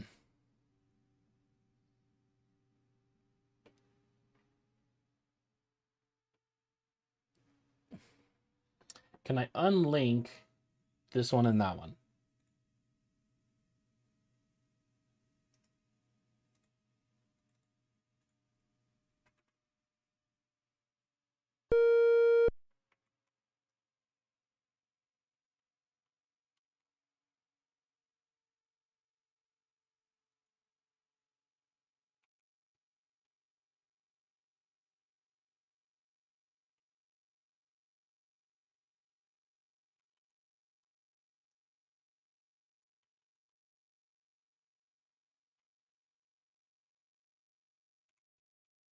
All right.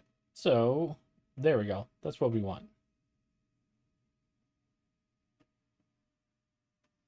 And these are all different patterns, so...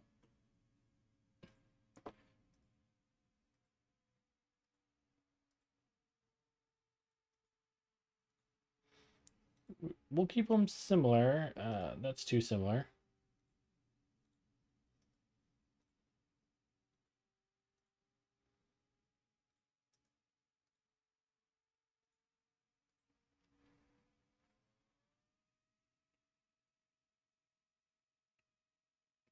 And then here we can go in and delete these without deleting our other one.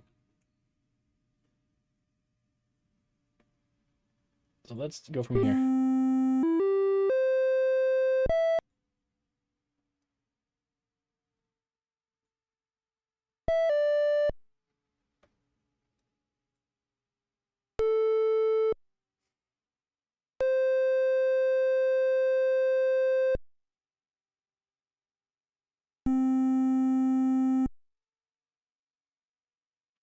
Let's hear that out.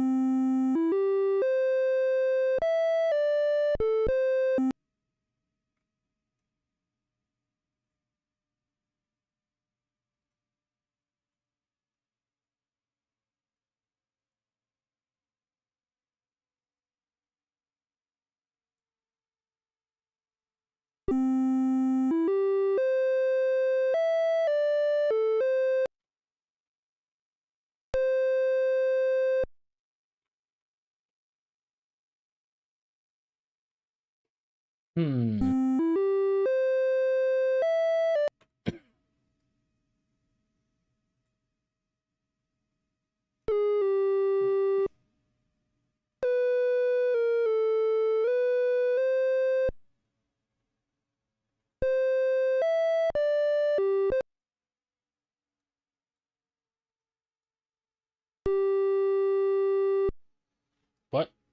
Oh, that was weird.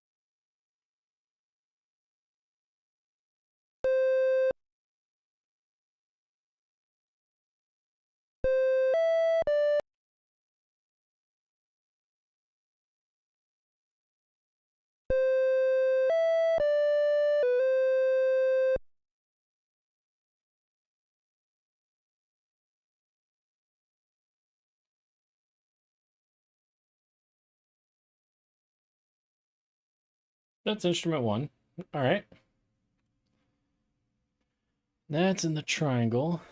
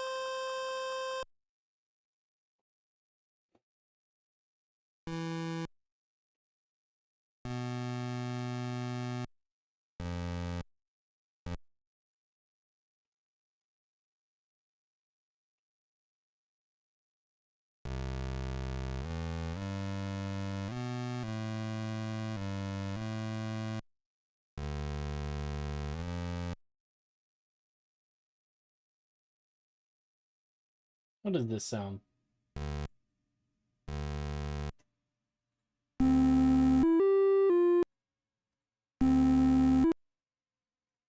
Too bassy.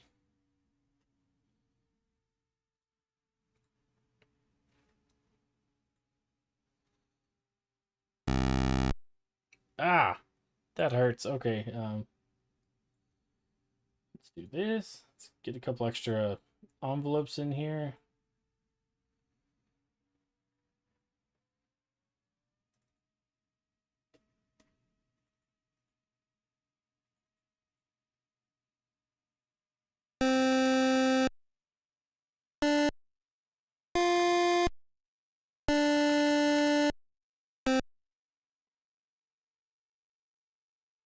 Oh, I totally missed it. These should be up.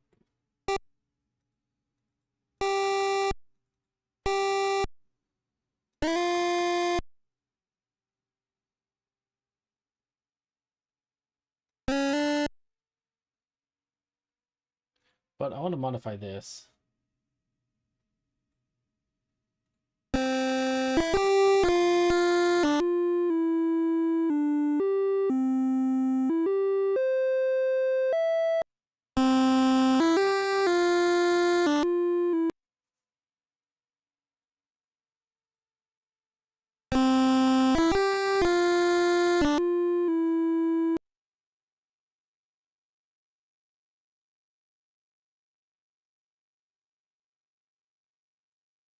We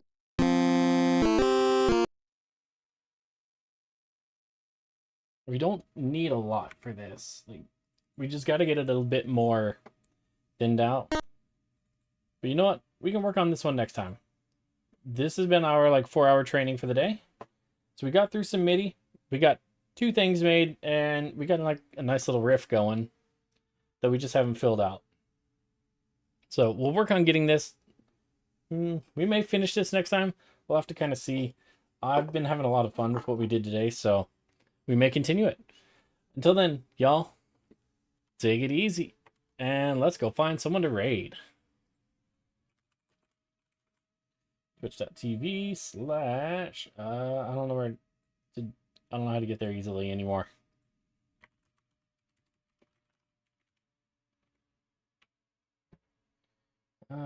There, we'll do this just so we can cheat. Hi Nova, yes, we're back. Let's see, have we made any other new friends today? Not really. Let's see what else is out there. Kovano's there still. Who is this guy? He's doing some 3D stuff. Actually, is there anyone doing music? There is not. Okay, well, at least not that. Let's see, sound? Nope. Alright, let's see what he's doing.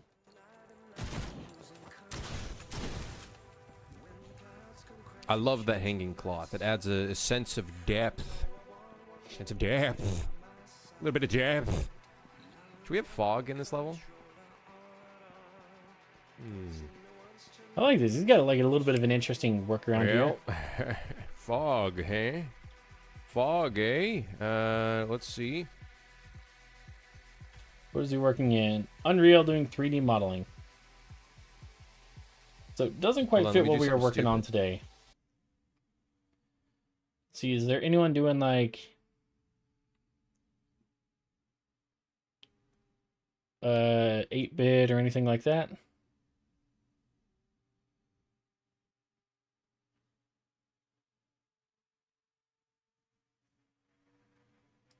What is this? What's up, Aloof? Doing pretty good. How are you? Not quite feeling it. Check Discord to see if anyone says anything about this. Someone is typing, but I don't think it's related to me. Well, you know what? We already went in and popped in on that first guy, so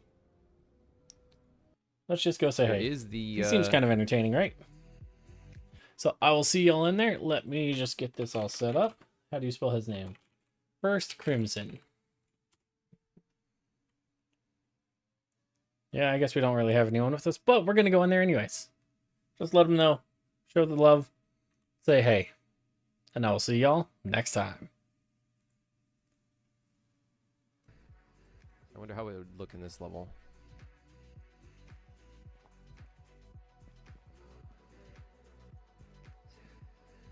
Looks pretty good.